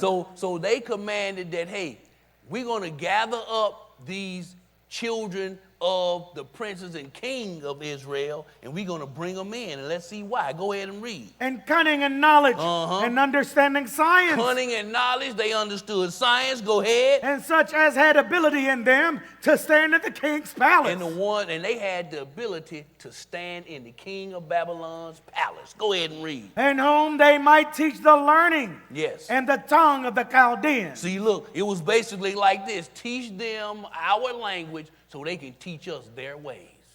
That's all that was. Teach them how to speak to us so they can teach us how they get down. Because they got that wisdom. They understand science and math and all other kind of knowledge, okay? So now, my brother, skip on down to verse 6 and continue.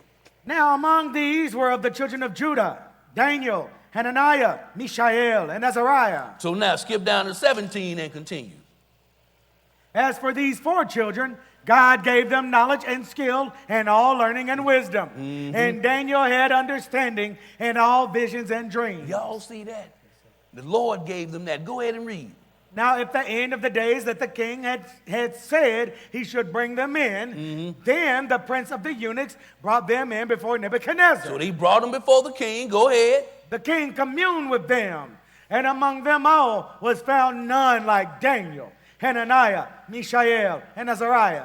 Therefore stood they before the king. Go ahead. And in all matters of wisdom and understanding that the king inquired of them, he found them 10 times better than all the magicians and astrologers that were in all his realm. Do y'all see that? Yes, sir. He found them 10 times better than all the wise people he got all his knowledge and advice from. Yes, sir. 10 times better? I don't even know what that's like. Go ahead and read. 21, and Daniel continued even until the 1st year of King Cyrus. So look, brothers and sisters, in the year 605 BC, Daniel was made head of all the governors of Babylon, set up by the king.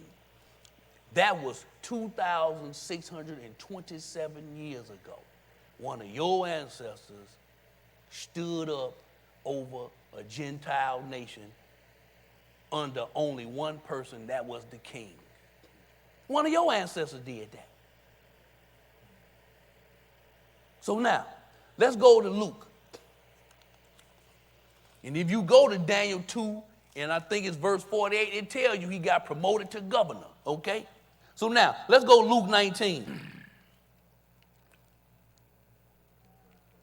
Luke chapter 19, we're going to start at verse 41.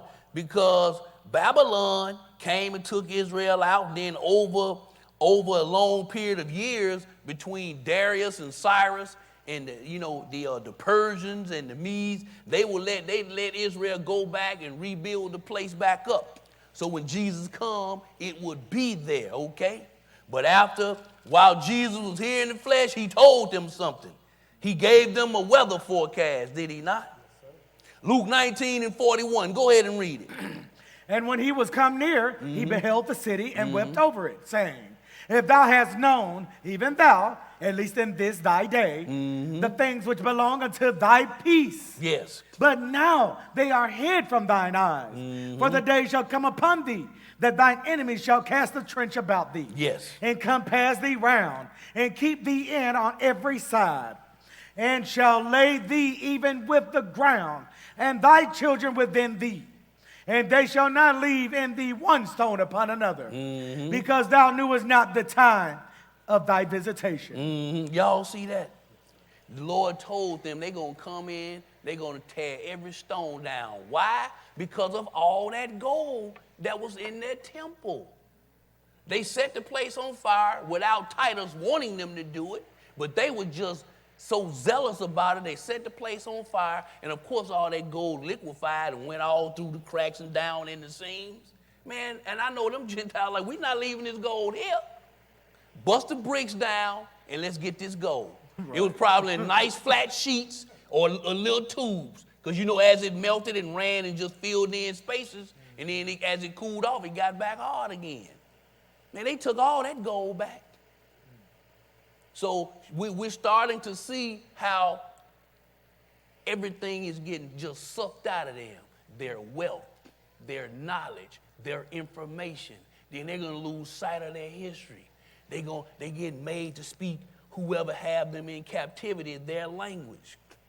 That's why if a brother from Haiti come in here, he going to speak the language of French, the people that had him captive. Jamaican coming in, he going to speak a little English. Brother from Cuba coming in, he going to speak some Spanish. Y'all see that? So like they taught Daniel the Chaldean language. And that's just how it is. But let's go in Leviticus 26 because all this stuff happened.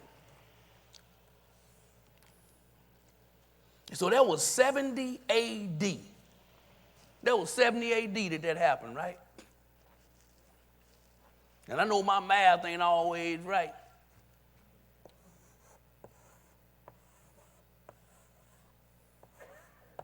'70 A.D., the last of us got taken out of there, right?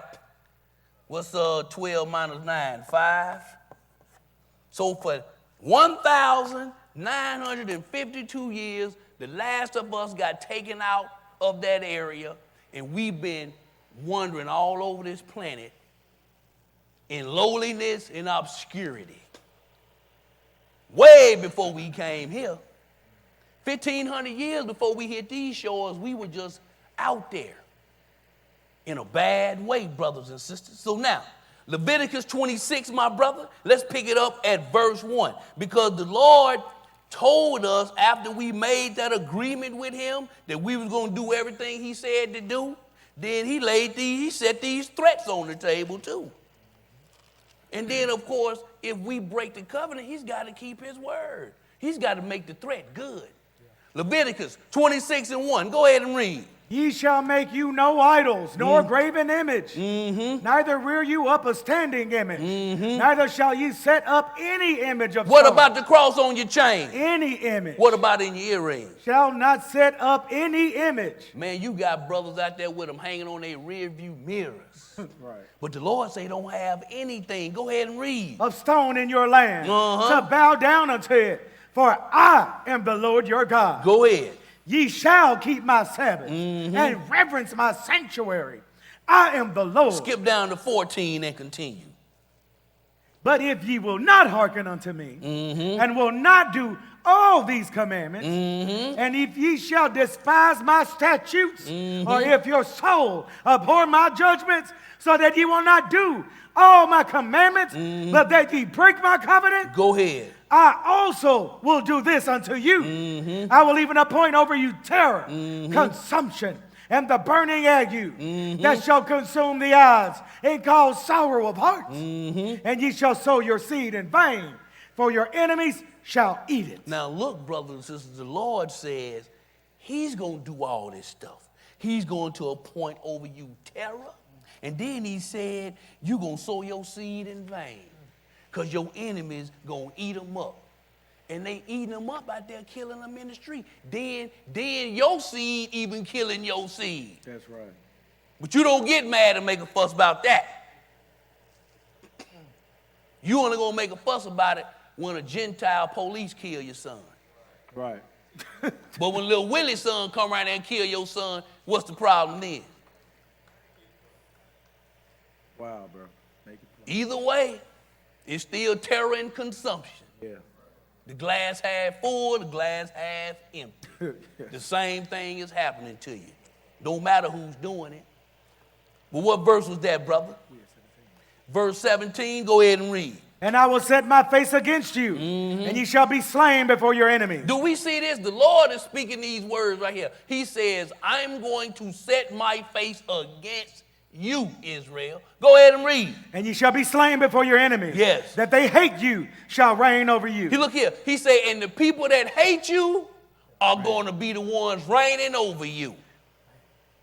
He said that. The people that reign over you are the same people that hate you.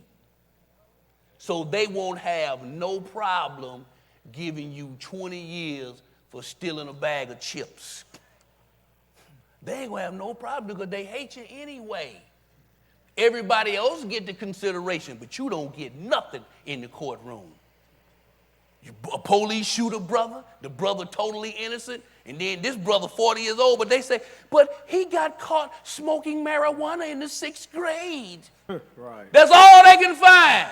But they want to have something to justify taking your life.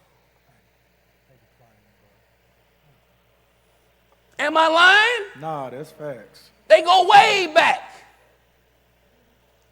But then when it's somebody else, then here comes the consideration. I was watching the news the other day, and a Gentile sister somewhere done come up missing. It's all over the news. Right. Let one of yours come up missing, see what happens. I not even hear about it. You won't hear about it. Them people's dog go missing, and that's on the news. Right. Real Y'all talk. know I'm not telling no lie up here. Real talk. When they dogs go missing, it's on the news. Right. Your son go missing. Let's go to sports. Nobody cares. Don't nobody care nothing about you, Israel. But the Lord set that in order. So you ain't got no right to be mad at anybody. What you have to do is go look in the mirror and check yourself. Yes, sir. Yes, sir. That's where it is. Yes. What verse was that, brother? We at the end of 17. Go ahead and continue. And ye shall flee when none pursueth you. Mm-hmm. Y'all know how when Lisa run, everybody run? Well, Lisa and them ran. Y'all know we do that. Don't nobody else do that. You running, ain't nobody even after you. Just run it. Well, Lisa and them ran. So I run. Oh, man. But the Lord said, they that hate you going to reign over you. And he said, you're going to be slain before your enemies. Verse 18, go ahead and read it. And if ye will not yet for all this hearken unto me, then I will punish you 7 times more for your sin. Do we see that? Yes. Do we want that? No. Hey, man, I ain't got no more room for that. Right. You better point that car at your house and go home and sit on down. That's what you better do, because ain't nothing out here but troubles and temptations for you. Yes, sir. Go out there, do what you going to do, Yes, and sir. go back home. Yes, sir. Go home. Facts, bro. Skip down to verse 30 and continue, brother. And I will destroy your high places. Yeah. And cut down your images. And cast your carcasses upon the carcasses of your idols. Go ahead. And my soul shall abhor you. Yes. And I will make your cities waste, and bring your sanctuaries unto desolation. And I will not smell the savor of your sweet odor. Go ahead. And I will bring the land into desolation. And your enemies which dwell therein shall be astonished at it. And I will scatter you among the heathen, and will draw out a sword after you. And your land shall be desolate, and your cities waste. The Lord said, I will scatter you. He told you that in Deuteronomy 32. I'm going to scatter you. I said that, and then I'm going to make your name cease from the memory of man. That's why don't nobody call you Israel. Right. They call you Negroes, black, African Americans, Vice Grip, Lil Pookie. But who calling you Israel, though? Huh? Your name have ceased from the memory of man. Come on, bro.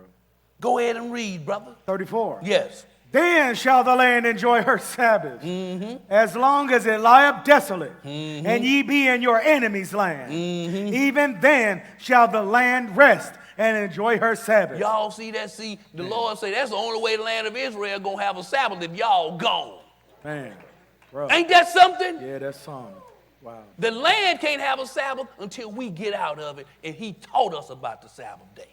And we were supposed to teach everybody else. So being that the only ones he taught didn't deal with it, everybody on the planet, it has passed by them, and it's your fault. Go ahead and read. 35. As long as it lie up desolate, it shall rest. Because it did not rest in your Sabbath. That's right. Go when ahead. ye dwelt upon it. And upon them that are left alive of you, I will send a faintness into their hearts in the lands of their enemies. And the sound of a shaken leaf shall chase them. You see that? You hear leaf shaking in the tree, you take off running. Lisa and them don't have to run on this one. You just hear the wind blowing the tree and you running because you have a faint heart. Wow, brother. Go ahead and read. And they shall flee as fleeing from a sword. Yeah. And they shall fall when none pursue it. Go ahead. And they shall fall one upon another, as it were before a sword, when none pursue it. Go ahead. And ye shall have no power to stand before your enemies. And that's true right now today. You ain't got nothing. I don't care if you go down to the courthouse 4,000 deep. It's still nothing to them. Right. Because the Lord is on their side when you come down there. Because he's trying to get you to come to him. Teach, brother. He's trying to get you to come to him. Teach, brother. Teach. Go ahead and read. 38. Yeah. And ye shall perish among the heathen. Yeah. And the land of your enemies shall eat you up. So now let's go to the last 2 million years, page 87. Last 2 million years, page 87. Read that, brother. Faith survives the dispersion. Titus, the son of Emperor Vespasian, proceeded to lay siege to Jerusalem. The city fell, and the inhabitants were enslaved in their thousands and dispersed throughout the Mediterranean world. You see that? Look, so here's the Mediterranean right here. The Mediterranean Sea. When he come up out of Israel, Israel got dispersed all among the Mediterranean Sea. And if you look at a whole map, you will see Greece up here. Then you'll see Italy dropping down, and Spain and Portugal like that. And see, that's why all of them had some Israelite slaves when they went down to the Caribbean islands, which if we were on a real map, would be right in here. Spain took their people down to Puerto Rico and Cuba. Great Britain took theirs down to Jamaica and so forth and so on. The Portuguese took some down to Brazil. You see? And then you can go read another history where before they finally tore Jerusalem down and went in there and took everything, they were hanging 500 Israelites a day on crosses. 500 of y'all a day. And that's why you mean nothing to these people. That's the proof of it. And you trying to make them love you. Man, you better make your God love you and protect you. Because he told you if you do right to him, he'll be an enemy to your enemies. Or and in another place he said he'll make your enemies be at peace with you. So you worrying about the wrong thing. Please your God, brothers and sisters. So now, let's go to Psalm 83.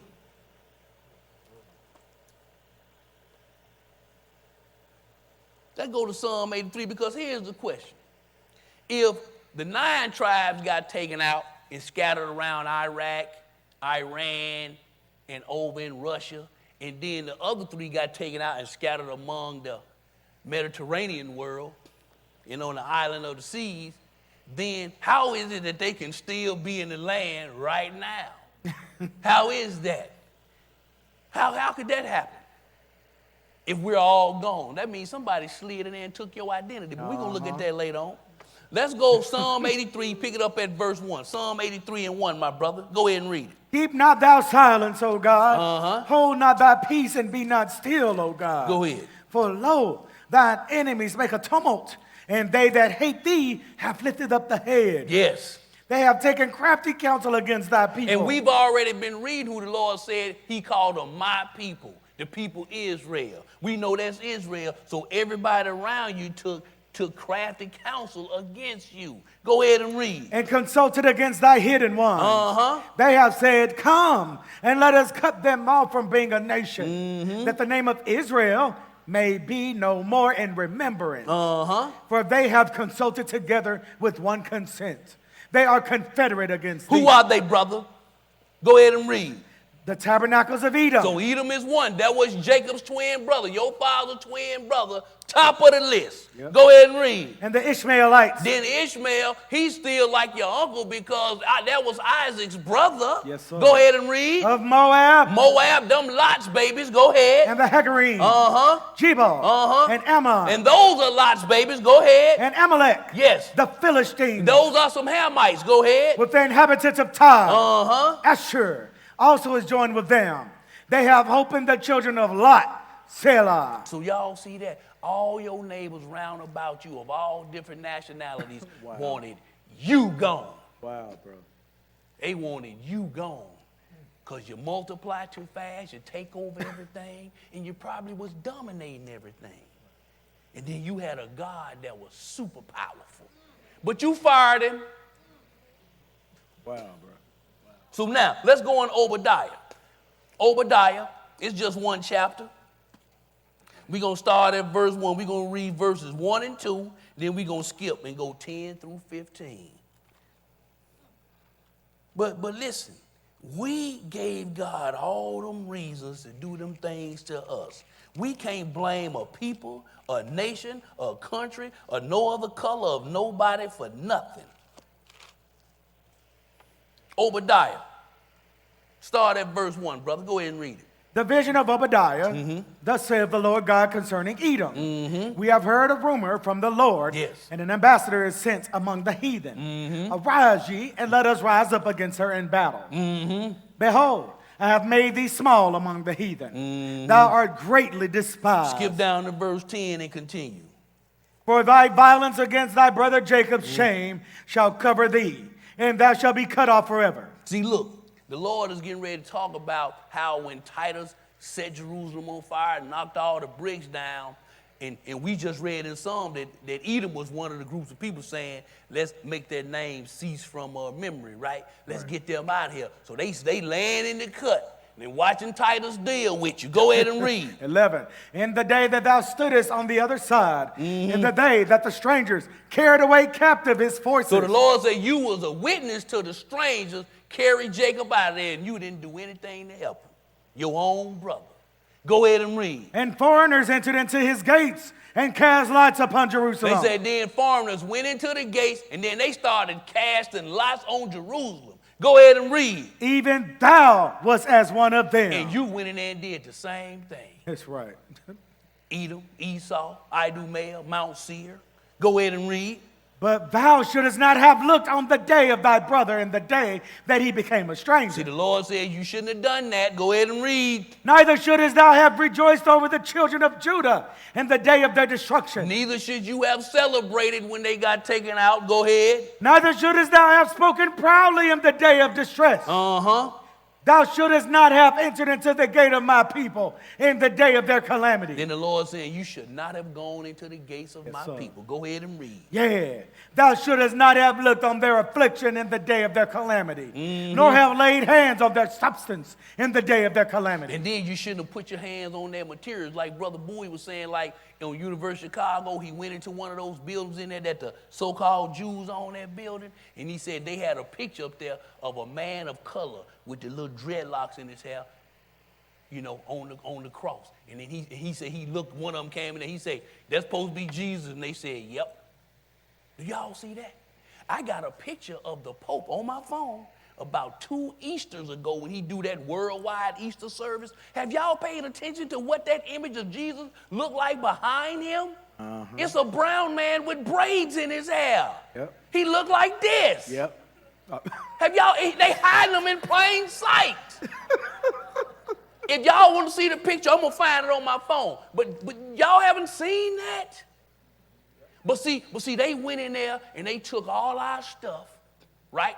And then they made up their own images to give you of what Jesus looked like and what the apostles looked like. Thanks. Y'all know what I'm talking about. Yes, My grandmama had them up on the wall next to John Kennedy and Dr. King with the blonde hair and the blue eyes. Man, I know somebody's grandmother had that version of them up there. Yes, she did. Huh? With the other two. He was in the middle of John Kennedy and Dr. King. Wasn't he? Oh, yeah, he was. Oh, yes, he was. But they have gone through great lengths to give you that image instead of the real image. When Amos 9 and 7 say Israel looked like Ethiopians. Ain't nobody ever claimed to be Ethiopian that wasn't brown. Some version of brown. What verse was that, brother? We at 14. Go ahead and read. Neither shouldest thou have stood in the crossway to cut off those of his that did escape. See, this is how I see it is. Let's say some Jakes got away, Esau was there to catch them. Let's say 5 or 6 of them was tiptoeing out this way, then you got 30 Edomites over there to catch them. And then hand them over to Titus and the Roman army. Y'all see what I'm saying? Go ahead and read. Neither shouldest thou have delivered up those of his that did remain in the day of distress. One more verse. For the day of the Lord is near Yeah. upon all the heathen. As thou hast done, it shall be done unto thee. See, this is what he's telling them. Go ahead and read. Thy reward shall return upon thine own Do head. y'all see that? He Yes, said sir. their reward's going to return up on their own head. Now watch this. Read that verse 18, brother. And the house of Jacob shall be a fire, and the house of Joseph a flame, and the house of Esau for stubble. Do y'all see that? Go ahead. And they shall kindle in them and devour them, and there shall not be any remaining of the house of Esau. Who said that? The Lord hath spoken it. Do y'all see that? Yes, sir. So now, let's go to encyclopedia. What's the name of this encyclopedia, brother? New World Encyclopedia. Go ahead. Edom. After the Jewish wars, the Idumeans ceased to maintain a historically distinctive existence, although the geographical name Idumea still existed at the time of Jerome. But it ain't nowhere around today. So how is it that it was the Roman Jewish wars and Idumea and Edom ceased to exist after that? But the Jews were still there. Well, we know the Jews got taken out.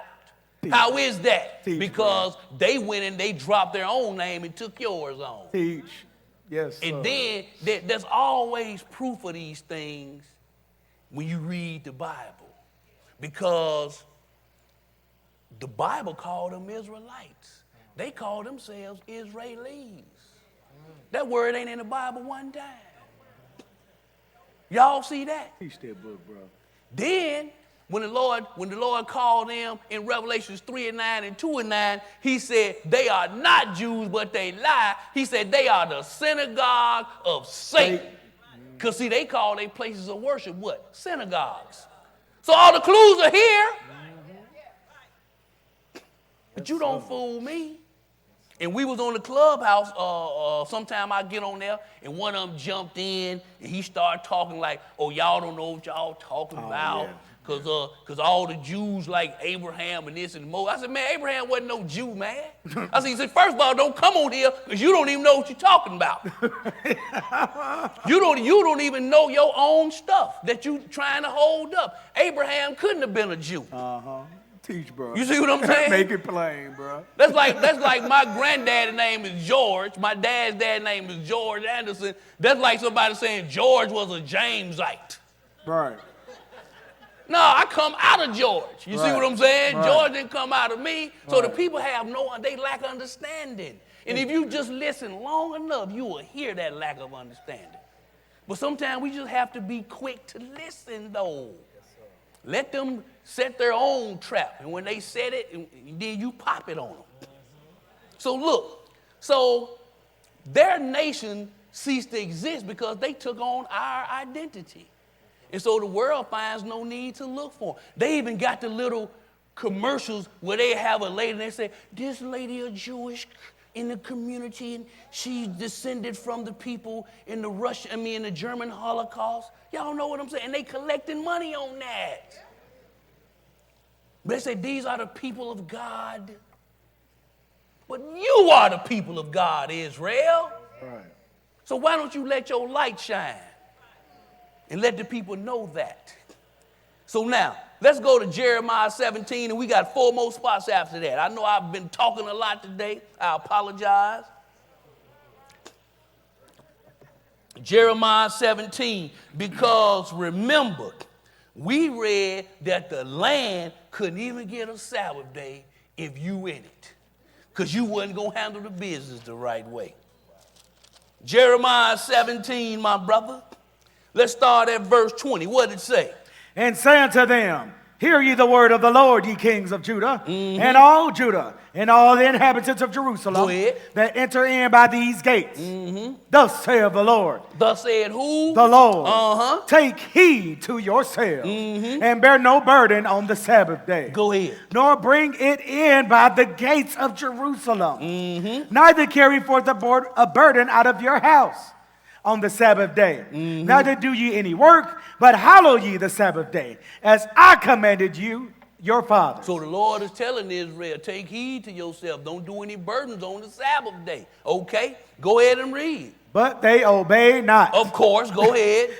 Neither incline their ear, but made their neck stiff, that they might not hear nor receive instruction. See, look, every one of them prophets that came to Israel, none of them came with their own words. All of them came, said, thus said the Lord God of Israel.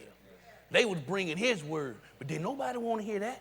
Go ahead and read. 24. And it shall come to pass, if ye diligently hearken unto me, saith the Lord, to bring in no burden through the gates of this city on the Sabbath day, but hallow the Sabbath day, to do no work therein. So now pay attention, brothers and sisters. He's telling them if they listen to him on this one thing right here about the Sabbath day, he ain't talking about murders or nothing else. He's just talking about that Sabbath day. If you listen to me on this right here, what will happen, brother? Then shall there enter into the gates of this city kings and princes, sitting upon the throne of David. See, he said, then you can stay in your land and you can still have kings sitting on your throne. We could have a King Jamal by now, huh? Right. Or a King Deontay or a King Rashad. Right. If we could just keep the Sabbath day. The Lord say just do that and at least you can stay in your land and keep your kings on your thrones. Just do that one for me, Israel.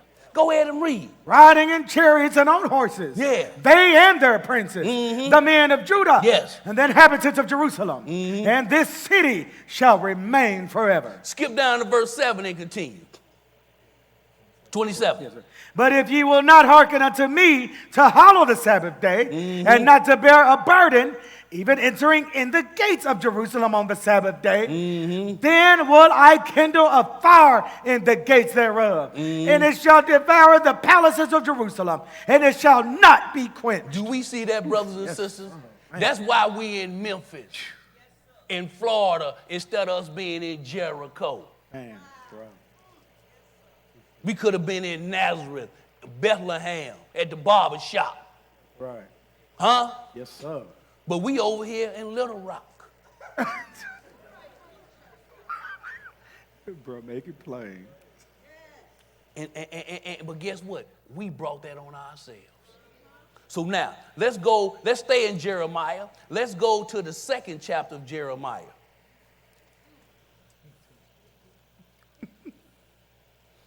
So, and then we got 3 more places. Jeremiah chapter 2, and let's pick it up at verse 10. 2 and 10, my brother. Jeremiah 2 and 10. Because we've been a nation just under 3,800 years. But in 2,800 of those 3,800, we've been in trouble. It's like we've been in the quicksand and in the mud. Can't come up for air to breathe hardly. Jeremiah 2 and 10. Go ahead and read. For pass over the isles of Chittim and see, and send over Kedar, and consider diligently and see if there be such a thing. Go ahead. Hath the nation changed their gods? which are yet no gods? And if you do that search for yourself, you're going to see that no nation in the history of mankind has changed their gods. They still have them. Yep. Go ahead and read. But my people have have changed their glory for that which doth not profit. Do we see that? Because he told us we are a sinful nation, that we are laden with iniquity, we are corruptors, and we are some evildoers, and we backslid. That's us. That's how he described us in the first chapter of Isaiah, huh? Yeah. Go ahead and read, brother. Be astonished, O ye heavens, at this, and be horribly afraid. Be ye very desolate, saith the Lord. For my people have committed two evils. They have forsaken me, the fountain of living waters, yes, and hewed them out cisterns, broken cisterns that can hold no water. So you fired the real God, the real one, true and living God, and went and picked up all those false gods. That's why you got a cistern that won't hold no water. You pouring water in it, but there's a hole in the bottom of it and a hole on the side of it. Because your gods can't hear, they can't see, they can't think, they can't save, they can't bless. Go ahead and read. 14. Yeah. Is Israel a servant? Is he a homeborn slave? Why is he spoiled? Because he traded in his God, and he fired his God when he was a king. Yeah. And to go show you how crazy our ancestors were, they go into this land, and every nation they fought and destroyed had a human being king. And then they ran over them because they had a God king. And then after they got in there and sat down, they said, you know what? We need us a human being king. Huh? We fired our God, brothers and sisters. So now, let's go into Daniel chapter 9. We got 2 more spots after that. Daniel 9. We have no one to blame but ourselves.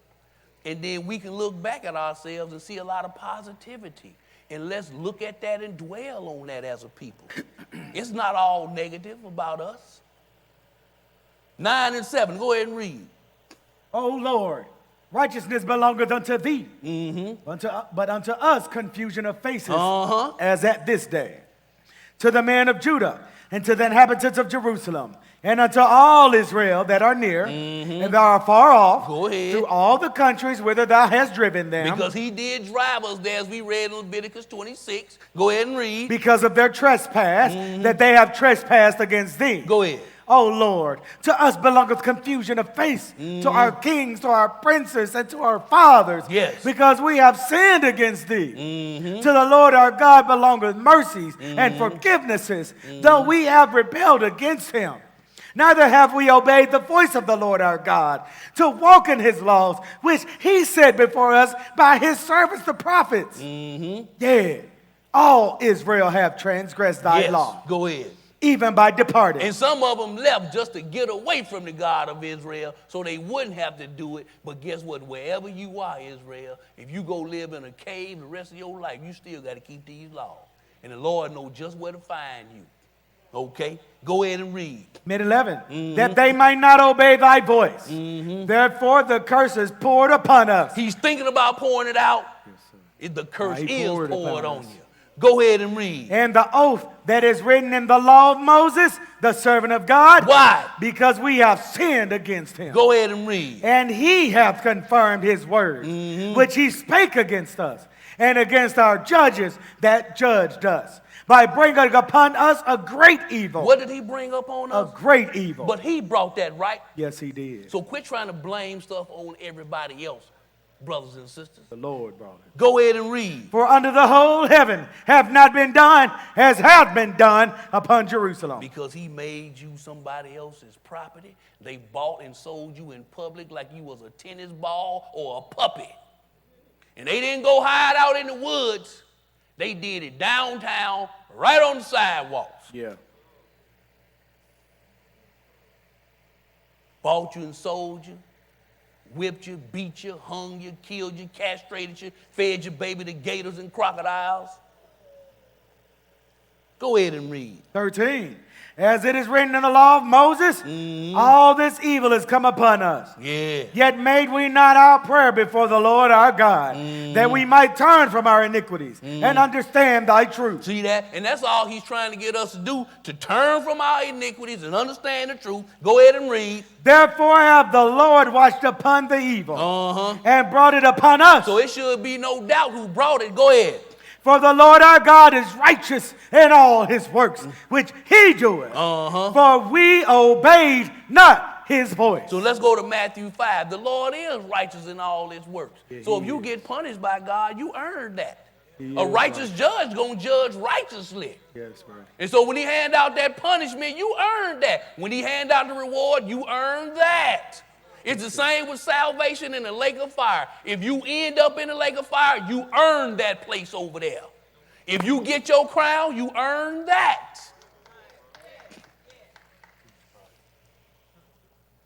He is righteous in all his works. Matthew 5, verse 13, my brother, 5 and 13. Go ahead and read it. Ye are the salt of the earth, but if the salt have lost his savor, wherewith shall it be salted? It is thenceforth good for nothing, but to be cast out and to be trodden under foot of men. Y'all see that? Yes, sir. The Lord made Israel the salt of the earth. You were supposed to go and save, preserve, and season everybody else on the earth. But if you're not doing that, then what good are you? No good. You good for nothing. And you good to be what done to it? Read that verse over, brother, please. Yes, sir. But if the salt have lost its savor, wherewith shall it be salted? It is thenceforth good for nothing, but to be cast out and to be trodden under foot of men. See that, brothers and sisters? We were supposed to be the calm in the storm. Yes. Go ahead and read. 14, ye are the light of the world. A city that is set on a hill cannot be hid. Not only are you the salt, you are the light of the world. And he said you're supposed to be set on top of a hill so everybody can see you. That's right, brother. But when we on top of the hill, we taught everybody how to do wickedness Yes. instead of doing righteousness. Yes. Go ahead and read. Neither do men light a candle and put it under a bushel, but on a candlestick, and it giveth light unto all that are in the house. Go ahead. Let your light so shine before men, Yes. that they may see your good works. That they may see what? Your good works. And not your Calvin Klein boxers. No. Because I don't care nothing about that. No. Pull your pants up, Israel. Yes, sir. Look like a man out here. Yes, sir. That they may see your good works. Go ahead, brother. And glorify your Father, which is in heaven. Man, do y'all see that? Yes, we do. You're supposed to be the light of the world, and you're supposed to be the salt of the earth. But what have you been? Trodden underfoot. So look, we have to do better, Israel. Let's go to the last place, Zechariah chapter 8, because as I said earlier, this condition has an expiration date. All these bad things you see about us, this coming to an end. Okay? Yes, sir. We're supposed to be the people that people come to say, hey, man, what the Lord say about this and that, or that and this. We're supposed to say, man, he said 3 days and 3 nights. Just go to Matthew 12 and read verse 40. You know what I'm saying? We're supposed to be that person. Our children are supposed to be like that even at school. Supposed to walk right in there as a third grader and say, excuse me, Miss Teacher Ross. My daddy say deer don't fly. And we ain't getting down with Christmas up in here, okay? Facts. Yes, sir. Zechariah 8:1, my brother, 8:1. Go ahead and read it. Again, the word of the Lord of hosts came to me, saying, Thus saith the Lord of hosts, I was jealous for Zion with great jealousy. Yes. And I was jealous for her with great fury. Thus saith the Lord, I'm returning to Zion. See, this is futuristic right here, Israel. Yeah. The Lord said he's going to return to Zion. And go ahead, my brother. And will dwell in the midst of Jerusalem. He's going to dwell where? In the midst of Jerusalem. Look, brothers and Yes, sisters. sir. See, watch this here. See, once upon a time, He was in the midst of Israel. Yes, Y'all sir. see that? Once upon a time, but it said, hey, he coming back for real now. Yes. Go ahead and read. And Jerusalem shall be called a city of truth. Yes. And the mountain of the Lord of hosts, the Yes. holy mountain. Mm-hmm. 4. Thus saith the Lord of hosts, there shall yet old men and old women dwell in the streets of Jerusalem, and every man with his staff in his hand for very age. Let me tell you something. A dog can't dwell safe in Jerusalem streets right now. No. The way them rockets and bombs go off over there. Right. Go ahead and read. And the streets of the city shall be full of boys and girls playing in the streets thereof. Go ahead. Thus saith the Lord of hosts, if it be marvelous in the eyes of the remnant of his people in these days, should it also be marvelous in mine eyes, saith the Lord of Now, hosts. y'all consider that, brothers and sisters. Don't y'all, when you just envision that, it's a marvelous thing that we over there in Jerusalem and we over there in all the cities round about and we just there. And the Lord is there with us, and everything is right, and it ain't no crying, ain't nobody sick, and ain't no killing going on. Can we just imagine that as a marvelous thing just to think about it? So what you think, how marvelous it is to the Lord, that's what he's saying right here. If you think it's great to you, what you think it's like for him and his creation. Yes, sir. Yes, sir. It's just like anything you create, you want it to come out right. Yeah, yes. Whether if you're a gardener or if you're a carpenter, because I do a couple of those, if you just in a creative thing, when you build something and put it together, you want to see it come out right. Yeah. It's going to be a marvelous thing to the Lord to come back and recover his people. Go ahead and read, brother. 7. Thus saith the Lord of hosts, behold, I will save my people from the east country and from the west country. And I will bring them, and they shall dwell in the midst of Jerusalem. And they shall be my people, and I will be their God, in truth and in righteousness. Skip down to 11 and continue. But now I will not be until the residue of this people as in the former days, saith the Lord of hosts. He's saying, I'm not going to bust your head like I did back then.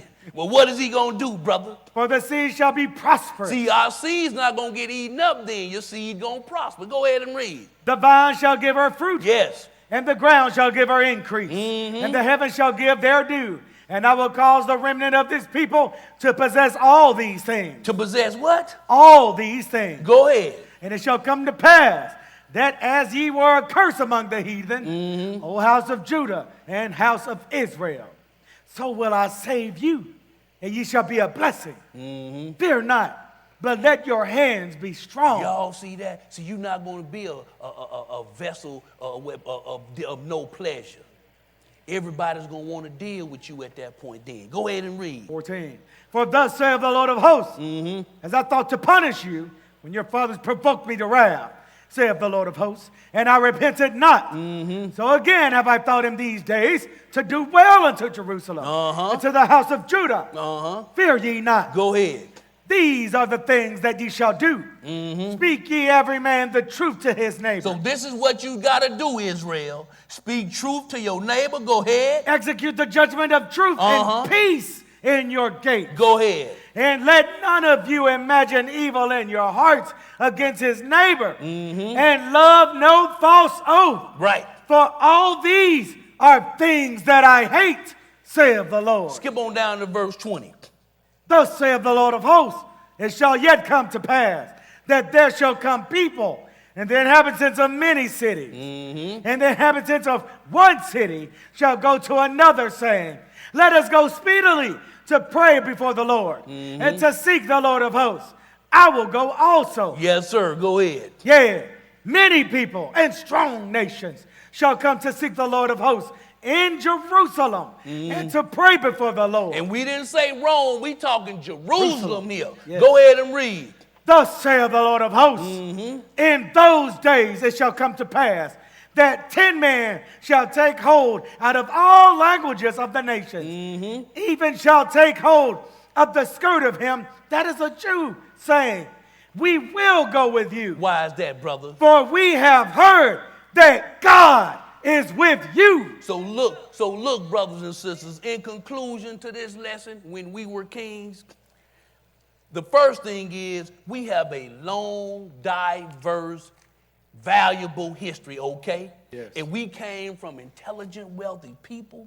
And not only did we have kings on our thrones, kings of other nations saw the good in us and the value in us to have us rule over their own people, okay? The God of Abraham, Isaac, and Jacob dwelt among us. Also, that we are the salt of the earth. We are the light of the world. We are the calm in the storm, okay? We had a tremendous fall from glory, and it's time for us to be an examples of good things and righteous things instead of abominable things. It is time for us to show that light, Israel. It's time for us to get on our job and serve our God in spirit and truth and teach others to do the same thing. And I hope somebody was edified with today's lesson. And I thank you for your time. Yes, sir. Jesus' name. Yes, sir. We have announcements. Okay.